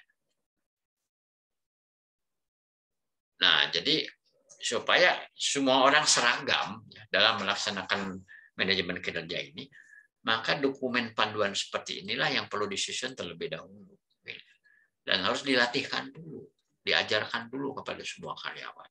Kalau enggak ya mereka juga bingung mungkin melakukannya caranya bagaimana, atau kalaupun melakukan jadi tidak seragam. Masing-masing dengan gayanya sendiri ya bisa benar bisa enggak. Maka sebenarnya penting sekali bahwa aturan main ini tuh kalau memungkinkan sih dibikinnya bareng-bareng gitu kan. Jadi mereka itu juga memberikan masukan. Atau setidaknya kalaupun ini hanya dibikin oleh orang-orang kunci di perusahaan, bisa dibantu oleh konsultan, setidaknya diajarkan dulu kepada semua, ya, dari top management, middle management, dan seterusnya. Demikian itu yang merupakan contoh, gitu ya. Untuk ya kalau mudahnya sih, kalau memang cocok ya copy paste aja, ya copy paste dan tinggal disosialisasi. Kita masih ada waktu 3 sampai 5 menit mungkin, silahkan ada yang mau bertanya atau mau komen boleh, silahkan. Mahalina belum punya pertanyaan lagi. Untuk ini udah ngerti sih Pak yang tadi Bapak bilang dan jelaskan itu tentang KPI, kemudian performance ini ya monitoringnya udah sih Pak. Lebih jelasnya itu dari 7 halaman itu sih Pak, lebih saya lihat tadi. Udah terbayang Pak. Nah, aspek shop ya, kalau hemat saya aspek shopnya nggak bisa diabaikan ya. Bukan Iya, cuma benar. sekedar sistem prosedur yang bagus, tapi orang-orangnya ternyata pada saat dia bagaimana men-treatment orang-orangnya itu miss gitu ya. Jadi Iya, berantakan benar. itu. Bisa berantakan itu. Ya. Koordinasinya juga kayaknya Pak yang kayak gitu. Betul. Lebih kalau sosialisasi misalnya ada beberapa mungkin yang miss atau belum bisa hadir gitu kan, jadi agak suker gitu ya deliver pesannya itu gitu Pak. Ya. Iya. Ya memang memerlukan juga Kak. Kadang orang tuh jadi ngelihat ini tuh ya sebagai bebannya gitu ya. bukan cuma ini saja. Sebenarnya waktu kami menerapkan ISO 9000 juga sebagian besar ada yang melihatnya beban tambahan. Padahal maksudnya bukan itu. Kita menerapkan ISO 9000 itu kan juga kan bukan duit sedikitnya. Itu bisa ratusan juta loh. Kita menerapkan sistem ISO 9000 itu. Terus sekarang pertanyaannya, apakah bos kita ini konyol gitu mau buang duit untuk sesuatu yang nggak berguna? Kan enggak. Betul nggak? Enggak. Iya. Enggak. Itu kan investasi. Supaya kita kerja lebih baik, lebih terukur, ya kan? Lebih bisa diimprove. Betul. Ya. Tapi kalau memang kita biasa kerjanya sistem koboi gitu ya. Jadi disuruh bekerja dengan menggunakan suatu sistem seperti itu tuh dianggapnya jadi beban. Maka saya lebih melihat itu membangun kultur kerja itu yang lebih penting. Gitu. Ya. Bukan hanya sekedar membuat sistem, tapi membangun kulturnya juga. Gitu. Ini kayak di Indonesia lah, mungkin Pak Sukmo nanti bisa kasih komen. Undang-undang dibikin segala rupa Pak Sukmo ya. Lengkap peraturan perundangan. Itu kan sistem Pak. Betul nggak? Tapi kalau kulturnya itu tidak dibentuk juga, ya. Misalnya lah mengenai kenapa sih kok udah pakai sistem online dan OSS atau apapun yang Pak Jokowi canangkan itu kok korupsi kok jalan terus Pak? Ya kan? Korupsi kok jalan terus begitu. Maka sistemnya malah diakalin lagi oleh manusia-manusia. Itu kan persoalannya bukan persoalan regulasi dan sistem, tapi masalah mentalitas. Betul nggak Pak Joko? Betul Pak. Ya. Itu PR tersendiri kan Pak ya, dan nggak gampang gitu, menghandle itu. Iya. Ya. Perlu apa ya, kerjasama dan sinergi semua pihak, kesadaran semua pihak, dan harus sabar dalam membentuk. Kadang anggapan dulu itu kalau ASN itu mesti dikasih gajinya gede Pak, supaya nggak korupsi. Tapi teori itu kayaknya juga kurang terbukti ya. Kasih gede gajinya, tapi korupsinya jalan terus. Susah juga Pak, bingung ya. Ya kan? Seperti nggak ada hubungannya gitu, bahwa dulunya kan kita beranggapan, oh dia itu terpaksa itu melakukan suap, korupsi atau pungli itu karena penghasilannya kurang Pak gitu ya. Oke, sekarang oleh pemerintah ditambahin dengan apa yang namanya remunerasi lah misalnya, dan segala macam lah, insentif bisa 2 kali lipat pendapatannya. Tapi ya tetap aja kayak gitu. Gitu ya. Ya itu justru sebenarnya sih Pak Jokowi udah betul ya dengan konsep revolusi mental itu ya. Tinggal ini ya eksekusinya Pak. Implementasi revolusi mental itu apa sih bentuknya yang terukur, dan harusnya itu menjadi KPI-nya Pak Jokowi dan diturunkan kepada para menteri itu.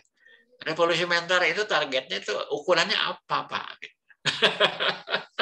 Itu kalau menggunakan performance management itu bisa dikupas Pak. Oke, jadi mental yang baik itu ukurannya apa?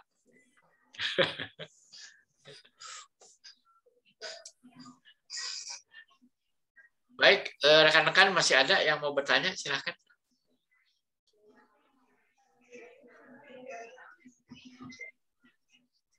Mbak Haripah, masih ada Mbak Haripah? Cukup Pak, terima kasih. Cukup. Baik, Bapak Ibu rekan semua, untuk sesi 2 saya cukupkan sekian. Mudah-mudahan bisa diendapkan dulu kalau ada beberapa yang masih belum klik gitu ya.